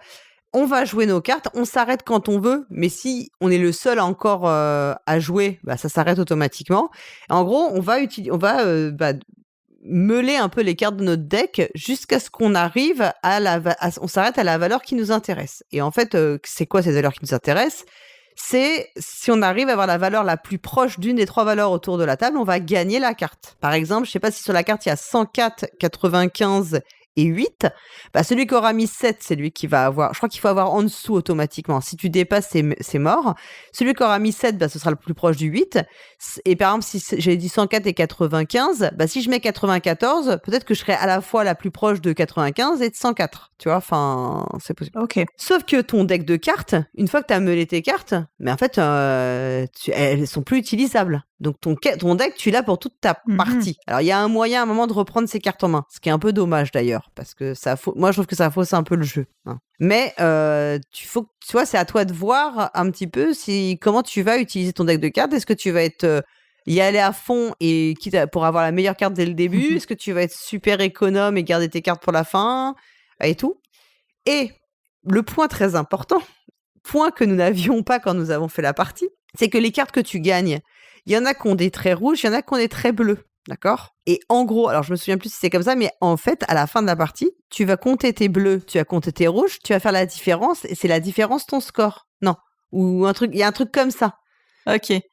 Donc oui, il faut aller à fond dans une couleur. Enfin, il y a un micmac alors je suis plus sûre exactement que ce soit ça, mais en fait, il y a une astuce comme ça. Ça, quand tu le sais après avoir fini la partie, au moment de compter les points, tu l'as un peu mauvaise de le découvrir à ce moment-là parce que t'aurais peut-être pas forcément été ramasser toutes les cartes bêtement, quoi. Ouais, tu m'étonnes. Alors, tu peux dire, à un moment, tu pouvais peut-être te poser la question avant de pourquoi il y avait des bleus, pourquoi il y avait des rouges. Ça, c'est la bonne question à se poser. Mais voilà, bon, disons qu'à ce moment-là du festival, on était plus en état de se poser des questions intelligentes. Franchement, c'était assez marrant. J'aimerais bien y rejouer maintenant que je sais comment on marque les points. Enfin, que je sais qu'il y a cette astuce. C'était marrant, j'aimerais vraiment y rejouer avec les bonnes règles. Mais moi, ça m'a pas déplu du tout, quoi. Parce qu'en fait, oui, parce que tu as ce principe de stop ou encore, un peu. Ouais, voilà, c'est à quel moment tu prends des risques, quoi. C'est un peu comme dans Stupide Vautour, en fait. T'as un peu le même sensation de savoir à quel moment tu joues ta bonne carte. Est-ce que tu te réserves? Est-ce que tu vois? Et tu vois aussi beaucoup les tempéraments des gens. Les gens qui sont des oufs, qui vont tout meuler tout de suite et du coup qui te mettent une grosse pression. De ceux qui jouent, limite, ils jouent la première carte qui leur vient comme ça en se disant je les aurai à la fin de la partie. Enfin bon, assez marrant, quoi. Ouais, ça fait envie, ça. Toi, tu as joué à quoi ensuite? Alors ensuite, j'ai joué à Elect, qui est un jeu de... Alors attends, je prends mon souffle là parce que Christophe Gloznicki et Et Katarzyna Malinowska, l'illustratrice. Voilà, merci. Ouais, j'ai senti que t'avais pas envie. Voilà, c'est ça, que je renaclais à la tâche. Et c'est publié chez What the Frog. Nous, on l'a trouvé du côté de Blue Orange. Enfin, dans les... pas Tribuo, plutôt. Ça doit être juste une localisation. C'est un jeu de... Oh là là. Comment expliquer ce jeu? Je pense que c'est le jeu le plus compliqué auquel j'ai joué. C'est celui avec le plus de règles, en tout cas, auquel j'ai joué sur les 4 jours. Ok. On va jouer sur différents terrains d'affrontement, des cartes. Donc, il y a un petit côté deck building, puisqu'on part sur un deck équivalent dans les adversaires. On peut jouer jusqu'à 4. Et petit à petit, à chaque tour, on va piocher 2 cartes pour pouvoir en garder une qui va devenir de plus en plus puissante. Et on ne va pouvoir jouer que 4 cartes sur le nombre qu'on en a en main. Ok. Sur 3 terrains d'affrontement. D'accord. Chaque type de carte, on va résoudre en fait les affrontements type de carte par type de carte. Donc chaque type de carte a ses pouvoirs. Il y a un peu de la programmation en fonction d'où tu poses tes cartes. Que comme elles vont s'enclencher dans un ordre précis, tu peux essayer d'avoir des effets en cascade. Il y a vraiment du pendant tes dents. Ok. Tu peux vraiment faire des effets assez méchants, faire péter des cartes de l'autre, t'emparer d'une des cartes du deck, même du deck de départ. Donc vraiment virer une des 4 factions dès le départ du jeu. C'est ce que j'ai fait à mon adversaire. Je pensais que je lui piquais juste pour le tour, mais je lui piquais pour toute la partie. C'est très très sombre comme univers. Ouais, ça a l'air. Hein. Moi, j'ai aimé ce côté très tranché de la DA. On est limite sur certaines cartes qui sont à la limite du BDSM. Ah ouais? Donc moi j'ai trouvé qu'il y avait des cartes qui étaient vraiment limite flippantes. Et... Alors là, je veux voir ça. Et tu vois, avec un peu de bandage, tu vois, Magic, mais poussé encore un peu plus loin, quoi. Dans les cartes les plus... Assez dark de Magic, tu pousses encore un petit peu le curseur. Du coup, j'ai trouvé ça assez osé et j'ai beaucoup aimé cette DA, ce côté très sombre et un peu malaisant. Ouais. Ça m'a... Et puis, le principe de jeu, sur une partie en festival, tu sens vraiment que t'as pas le temps d'apprécier vraiment toute la saveur du jeu. En plus, on y a joué le dimanche, un peu fatigué. Mais vraiment, il m'a donné envie d'y revenir. Je suis en train de regarder toutes les illustrations possibles pour trouver ton truc BDS. T'as vu, hein? Bon, après, je suis une fille un peu impressionnable, donc... Non, dis pas ça. Non, mais si ça, à mon avis, c'est que quand même, tu l'as pas extrapolé. Voilà. Ben, je l'ai pas inventé. Non. Il y a vraiment une carte qui est assez... qui est assez bondage, quoi, dans l'idée. Ouais, déjà, ce que je vois, c'est vrai que c'est très dark fantasy. Enfin, ça fait très... Voilà, ouais. Même penser un peu... T'as pas envie de montrer ça à tes gamins, quoi. Sauf si t'as vraiment envie de leur faire peur le soir Oui. avant qu'ils se couchent et que tu sois sûr qu'ils fassent bien des cauchemars, quoi. Si t'es vraiment un mauvais parent, quoi. Mais c'est ça. Ou aux gamins des potes qui t'ont fait un sale coup. Oui, aux enfants que t'aimes pas, quoi. Voilà, c'est ça. C'est des trucs horribles. Ouais, non, mais c'est vrai que visuellement, c'est assez spécial, hein. Je vais voir ce qu'elle a fait d'autre, Du coup, je suis en train de regarder tous les trucs sur BGG, mais... Vas-y, profite. C'est pas souvent... D'ailleurs, il est noté 16+, hein, sur l'âge. Je pense que... Ouais, sur BGG. Bon, j'irai investiguer après. Et sûrement sur la boîte. Mais oui, allez regarder les cartes. Ok. J'ai l'impression que celles qu'on voit sur les photos, c'est pas les plus... Enfin, c'est les plus... Oui, j'ai l'impression que c'est les plus light, quoi. Voilà. Ils n'ont pas mis les coquines. Parce que il y en a qui sont vraiment dérangeantes, quoi. D'accord. Mais moi, j'aime bien qu'un jeu, il prenne un parti pris vraiment tranché et qu'il ose des trucs. Enfin, ouais, j'ai vraiment aimé ça. D'ailleurs, c'est ce qui m'a attiré vers ce jeu-là. C'est vraiment les illustrations et ce truc de mais qu'est-ce que c'est un peu cet ovni, là. Et non... très intriguant. Enfin voilà, faut aimer un peu le pendant tes dents. Hein. Ouais, en fait, ils disent que c'est des cartes qui représentent les fantômes et les serviteurs des ténèbres. Donc forcément, bon. Voilà, on n'est pas chez les bisounours. Ça a un petit côté. T'as certaines créatures là que je vois, ça peut. Enfin, il y a un petit côté Dark Souls, quoi. Petit côté comme t'as des personnages assez. Tu peux avoir des trucs un peu tourmentés dans Dark Souls. T'as un peu de ça, quoi. Ok. Après, je sais pas, j'ai l'impression que ça vient de l'Europe de l'Est. Est-ce que ça pioche dans le folklore vu les noms, on peut se dire qu'on est en Europe de l'Est. Est-ce que ça pioche dans un folklore slave? Je sais pas du tout. Oui, donc l'auteur et l'illustratrice, manifestement, sont polonais tous les deux.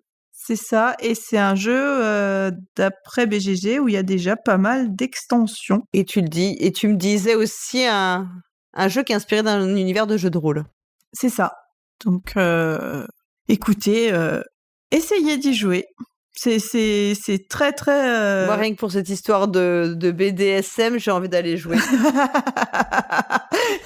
Voilà, je sais bien. Comment appâter le chaland. Ouais, exactement, tu as piqué. Appâter le chaland. Et du coup, oui, le jeu de rôle, ça s'appelle Clanarchia. Ok, très bien. Alors, après ça, on va passer à deux salles, deux ambiances, hein, puisque je vais parler d'un jeu plutôt pour enfants. Il n'y a pas de BDSM dedans. Voilà, n'inversez pas les jeux. Voilà, ne vous trompez pas. Alors, c'est pas un jeu auquel j'ai joué sur le salon, mais c'est un jeu que j'ai acheté avant de partir, parce que voilà, je savais que je ferais une heureuse. C'est Flashback Lucie, un jeu de Baptiste Derez, Marc-Antoine Doyon et Gabriel Durnerin, qui est illustré par Laure de Châteaubourg, Jaoui, Eva Gao et Jennifer Mati, et qui est édité par Scorpion Masqué. C'est donc la deuxième boîte après Flashback Zombie Kids, qui était sorti il y a 2 ans maintenant, enfin en 2022, et qui avait gagné l'As d'Or jeu enfant, l'année dernière. Je ne sais pas si tu as eu l'occasion de jouer à Flashback Zombie Kids ou pas. Oui, et on avait fait toute la boîte en un week-end. Voilà, donc nous on était à fond. Même entre adultes, hein, on s'était éclaté à le faire. Oui, voilà, c'est ça. Moi, je l'avais fait avec ma fille, on avait fait la boîte assez rapidement, donc c'est un jeu...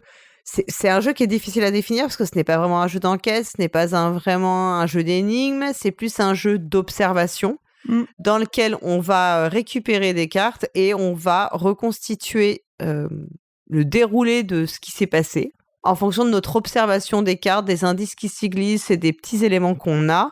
Et à la fin de la partie, on doit répondre à des questions en fonction de ce qu'on a réussi à observer. Et c'est un jeu qui utilise beaucoup le principe d'un jeu vidéo qui s'appelle le Return of Obra Dinn.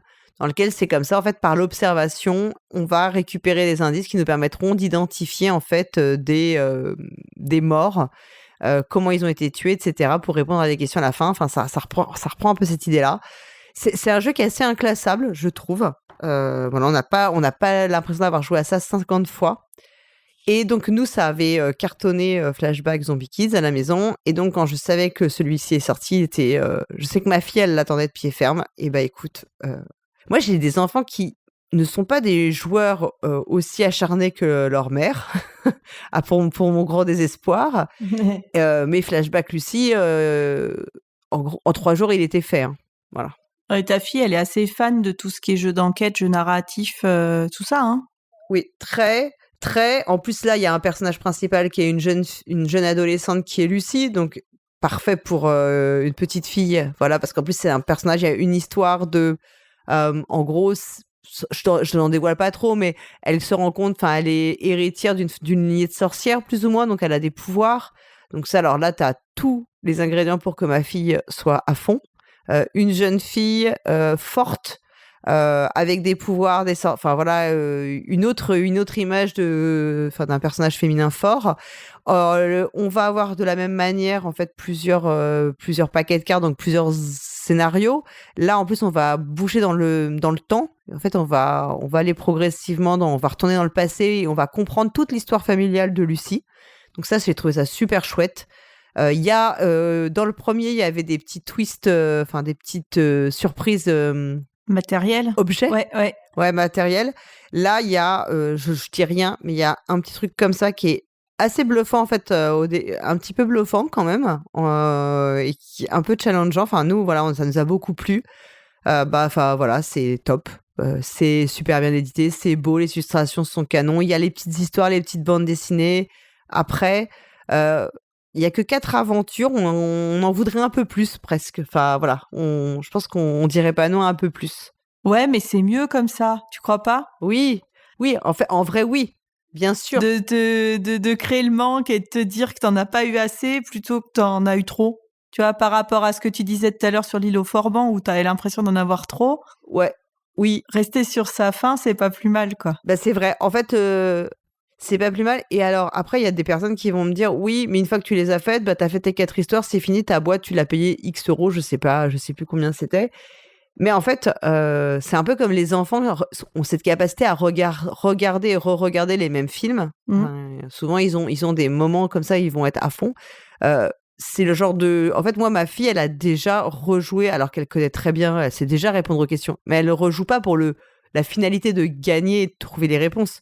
Elle rejoue pour le plaisir de remettre en place les cartes et de refaire le cheminement de l'histoire. Et je sais très bien qu'en fait, elle va y rejouer. Là, on l'a fait ensemble. Moi, je le referai sûrement pas avec elle parce que, en tant qu'adulte, j'ai perdu cette capacité un peu magique, quoi, tu vois. Enfin, beaucoup plus qu'elle. Mais elle, je sais très bien qu'elle va ressortir la boîte, ressortir les cartes, refaire le petit déroulé, aller rechercher la carte numéro tant. Attends, là, il y a un œil, ça veut dire quelque chose. Je dois aller chercher la petite carte comme ça et tout. Voilà, parce que finalement, répondre aux questions n'est que le prétexte à cette déambulation dans l'histoire des cartes, quoi. Donc vraiment, si le premier avait fonctionné auprès de vos enfants, même entre adultes, allez-y, vous pouvez foncer sur la deuxième boîte. Ah bah oui, très très envie. Très très très envie. Top. Et moi, avec les petites surprises matérielles de la première boîte, j'avais l'impression d'être dans Pif Gadget, quoi. Exactement, ouais. Ah oui, non, c'était... C'est ce truc... et c'était hyper jouissif. Ah, c'était... hyper malin, hyper jouissif. Aller regarder, puis bon, enfin voilà, moi, je suis quelqu'un qui aime tellement les illustrations, qui aime aller chercher le petit détail au fin fond de l'illustration. C'est vraiment... Ça, c'est complètement mon type de jeu. On parlait de notre type de jeu tout à l'heure. Là, c'est complètement mon type de jeu d'être obligé d'aller regarder avec vraiment beaucoup, beaucoup d'attention tous les détails d'une image. Moi, je bois du petit lait dans ce genre de jeu-là. Et je trouve que c'est des jeux qui appellent vraiment à l'intelligence des joueurs et des joueuses parce que tout n'est pas pré-mâché. Oui. C'est subtil. Oui. Et c'est vraiment... ça laisse vraiment à capacité d'imagination, de projection. Enfin, voilà. Et on n'a pas l'impression d'avoir joué à ça 100 fois, quoi. Ouais.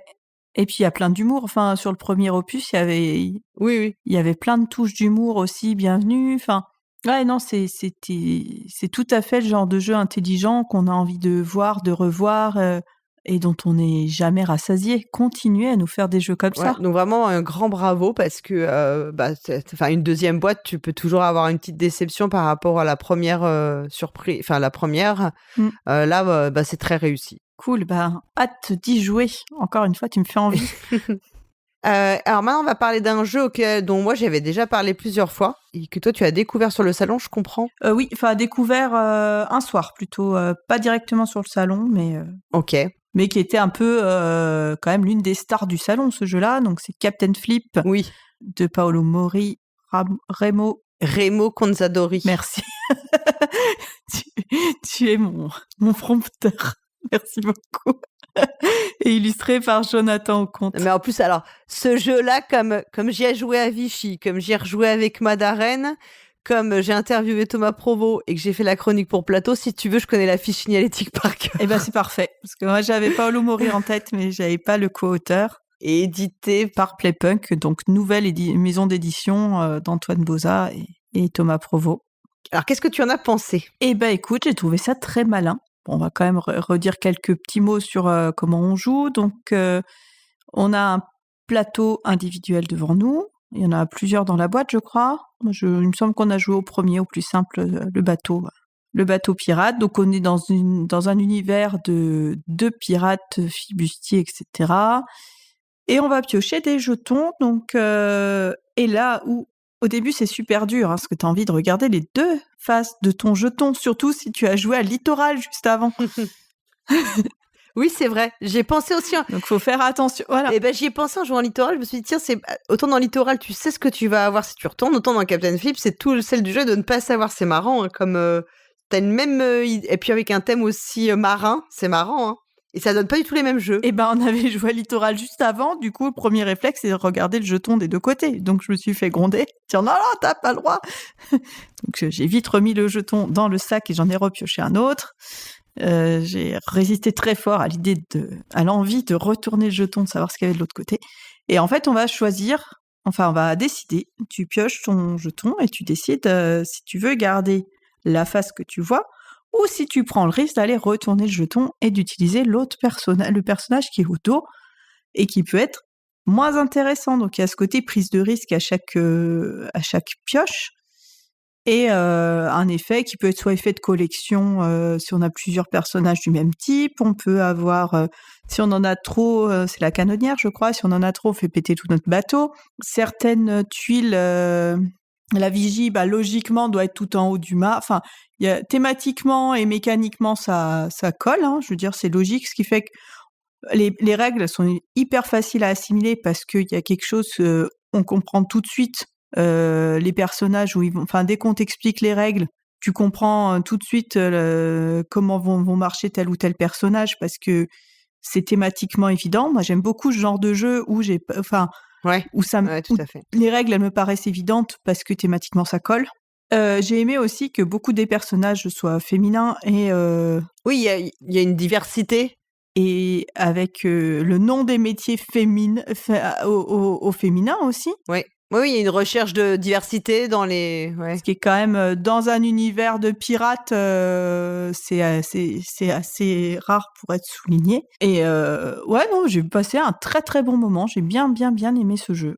C'est un très chouette jeu. Moi, je l'ai déjà dit, donc je ne vais pas en remettre une couche. Mais pour moi, c'est une très bonne réussite. C'est un très bon jeu familial. C'est ce que tous les jeux familiaux devraient être. Bien comme ça. Et qui n'est pas gentil, parce qu'une fois que tu as retourné, c'est tant pis. Pour toi, voilà. Il y a pas de deuxième chance, sauf à avoir ton truc, la tuile singe qui te permet de reflipper, mais faut-il l'avoir. C'est pas un jeu qui est gentil, juste pour être gentil, voilà. Oui. Donc c'est très bien. Oui. C'est un jeu de prise de risque. Donc une fois que tu as pris ton risque, exactement. Des fois, c'est loupé, quoi. Mais c'est ce qui fait tout le sel aussi, et puis c'est ce qui fait toute l'interaction entre joueuses, c'est d'aller dire allez, retourne. Oui, il y a un peu de chambrage, tout à fait. C'est pas terrible ton truc là. Voilà, tu pousses au crime, quoi. comme comme une grosse partie des jeux de prise de risque. Le sel vient à essayer de pousser les autres Très bien. à leur propre perte. Ça qui est très drôle. Ouais. Bon, le jeu a été sold out sur le salon. Et puis je crois que là, ils offraient une tuile, un plateau du Kraken. Oui, je l'ai récupéré, ouais. A priori, il se vend à des prix complètement fous sur les sites d'occasion. Ah, ça c'est mal. On vous voit les gens qui font ça. Ouais, t'en as qui font de la spéculation dessus. C'est moche. Et c'est aussi le cas sur le dernier jeu dont on va parler. Il paraît qu'il y a vraiment une grosse spéculation aussi dessus. Donc c'était le jeu du festival. Enfin moi, c'est celui c'était hors de question que je parte sans, puisqu'il s'agit du Dixit Cérémonie. Donc de Jean-Louis Roubera, édité par Libellude, et avec une foultitude d'illustrateurs, d'illustratrices, puisque les cartes représentent les couvertures de 84 jeux différents. Et bon, bah voilà, Dixit, c'est mon jeu de cœur. Oui, tu l'as dit, hein, c'est un jeu. Un nombre incalculable de fois, enfin voilà, si vous m'avez déjà entendu quelque part, j'ai sûrement parlé de Dixit, sachant que c'est le jeu qu'on avait utilisé pour notre mariage, en thème de notre mariage. Donc, c'est vous dire à quel point nous sommes ici des amoureux de ce jeu. Oui. Et vraiment, je l'ai joué avec tellement de gens, qui met tellement... Voilà, c'est celui... c'est un jeu qui t'est cher. Celui-là et le Disque Monde, c'est les deux que je sauve si ma maison prend feu, quoi. Ah bah, ok. Et du coup, t'as joué avec ou pas depuis ? Bah oui, ouais, joué avec un soir après le salon. Alors, tout seul, je pense qu'on fait vite le tour. En revanche... Ok. Il faut que tu le rajoutes avec... ouais. Ouais, bah là, moi, il est dans ma boîte où j'ai tout viré. J'ai toutes les cartes que je possède de Dixit qui sont toutes dans une même boîte. Qui fait que mon jeu, il pèse un âne mort. On a les jetons un peu comme pour le Dixit Disney et les compteurs pour miser, là, les petites roulettes à miser de l'édition Disney. Donc, il y avait ça aussi. Ça, c'est absolument... c'est d'une mignonitude incroyable. Ces petits meeples, le petit meeple lapin Takenoko, il est incroyable. Et après, c'est très rigolo d'essayer de retrouver de quel jeu proviennent les couvertures, sachant que c'est pas forcément la couverture en entier, ça peut être juste un détail. Genre celle d'Abyss, t'as pas toute la couverture d'Abyss, t'as juste une partie du visage, je crois que l'œil. Ok. Donc ça aussi, j'ai trouvé ça assez malin d'aller zoomer comme ça sur certaines parties des couvertures. Et donc, t'as un peu un jeu dans le jeu. Tu peux juste dépiler les cartes et puis t'amuser à dire « Ah, bah ça, j'ai joué. » Entre joueurs, ça peut aussi être un sujet de discussion. Toi, je pense que t'aurais joué aux 84 jeux sur les 84. Moi, j'en suis à 67. D'accord. Et donc, mon objectif, ça va être d'arriver à 84. Il m'en manque quelques-uns. Il me manque les gros jeux, essentiellement. Notamment Sight, Root, Ark Nova. Ou des jeux un peu plus anciens, Augustus et du Ballet, ou que j'ai pas, qui sont des trous dans la raquette. Et en tant qu'extension de Dixit, si vous aimez les jeux, et si vous nous écoutez, a priori, vous aimez les jeux, sinon, mais que faites-vous ici ? C'est vraiment cool, quoi. Ok. Et du coup, il est vendu à des prix sur Ocasio. Ouais, bon, ça, c'est pas bien. Vilain, c'est pas beau. Non, c'est pas beau. Surtout si vous l'avez eu à moitié prix ou gratos sur le festival, c'est d'autant plus moche. Surtout si vous l'avez eu gratuitement comme cadeau dans le festival, je trouve ça vraiment moche, quoi. C'est pas bien de faire ça. Ouais, moi, je l'ai eu à moitié prix avec l'entrée de mon conjoint. Mais voilà. Non, c'est pas beau. Alors, vous pourriez faire tellement d'heureux en l'offrant. Ouais, en l'offrant ou le vendant à le prix de marché, quoi. Au prix où tu l'as acheté, quoi. Oui. Enfin, pas le prix de marché, mais un prix normal, quoi. Enfin, pas un prix de spéculation. Oui, le prix où tu l'as acheté, histoire de pas perdre des sous. Si t'as pas envie de perdre des sous. Ok. Mais si tu l'as eu gratos, tu t'en fais cadeau, quoi. Ok, bon. Ben, sur cette note, on est un peu en colère quand même contre les gens qui vendent qui font de la spéculation et c'est jamais très bien. Enfin. Et ben écoute, je crois qu'on a fini. On a fait le tour de tous nos jeux. Waouh. 42, la réponse à tout. Et c'est vrai, exactement. C'est la meilleure réponse du monde. Élodie, je te remercie 1000 fois d'avoir pris tout ce temps pour faire ce retour de festival avec moi. Mais ce fut un immense plaisir et je le redis, j'ai été très très honorée que tu m'invites sur ta chaîne. C'était très très cool, ça a prolongé le plaisir de notre journée de jeu. Exactement, et puis ça m'a fait plaisir d'avoir ce moment de partage où on peut se retrouver comme ça, discuter et puis aussi voir avec sur les jeux notamment auxquels on a joué ensemble, bah, tu vois, de voir avec le temps qui passe ce qui nous en reste, quoi. Je trouve ça aussi toujours assez amusant, quoi, d'avoir cette analyse en 2 temps. Faudrait faire le retour dans 1 an. Ouais, bah, je sais pas s'il y a des jeux. Il y a des jeux, à mon avis, on s'en souviendra plus du tout, hein. C'est ça. Bah ouais, mais c'est intéressant de voir l'écume qui retombe aussi. Puis ceux que t'as achetés, ceux que t'as gardés dans ceux que t'as achetés, enfin. Oui. Ouais, c'est. Bah, le problème, c'est que je garde un peu tout parce que je suis un peu animiste. Du coup, tu vois, les jeux qu'on aura joués ensemble, j'y mettrai une valeur sentimentale. Oui, c'est vrai qu'on rajoute aussi en fonction des. Bah, c'est vrai que ouais, des jeux que t'as vraiment appréciés, puis tu les as découverts dans un moment précis avec des personnes précises, bah, ça te marque aussi, hein, ça fait partie du plaisir, quoi. Ouais. Et du juste de les regarder, bah, ça te rappelle ce moment, ce plaisir, la personne avec qui tu as joué, un peu comme une photo ou. Ouais, tout à fait. Et du coup, ouais, j'aurais du mal. Il y en a certains, je sais que j'y rejouerai sûrement pas, mais ils sont emblématiques d'un moment passé. Et du coup, comme j'ai la chance d'avoir la place chez moi pour pouvoir les garder. Oui, c'est ça. Bah. T'as pas de réelle raison de t'en débarrasser, quoi. Non. Bon, bah écoute, on remercie également tous les auditeurs et auditrices qui auront écouté l'intégralité de ce débrief. Merci à vous. Si on met les deux, je pense qu'on sera à plus de 3 heures d'émission, à mon avis, les 2 émissions ensemble. Donc, ouais. Et bravo d'avoir écouté ce marathon. Ouais, surtout pour nous entendre râler en disant « Mais c'est pas mon type de jeu ». On l'a peut-être moins fait sur cette deuxième partie, j'ai l'impression. Ouais, j'ai l'impression qu'il y avait plus de coups de cœur dans la deuxième partie, peut-être. C'est fort possible. Bah voilà. C'était plus tranché, j'ai l'impression. Ceux qu'on n'avait vraiment pas aimé, qu'on a vraiment aimé. Bon, bah écoute, merci encore Élodie, et puis à bientôt pour peut-être un nouveau débrief ou une autre émission. Salut! Ciao à toutes et à tous. Ciao Paul Garot.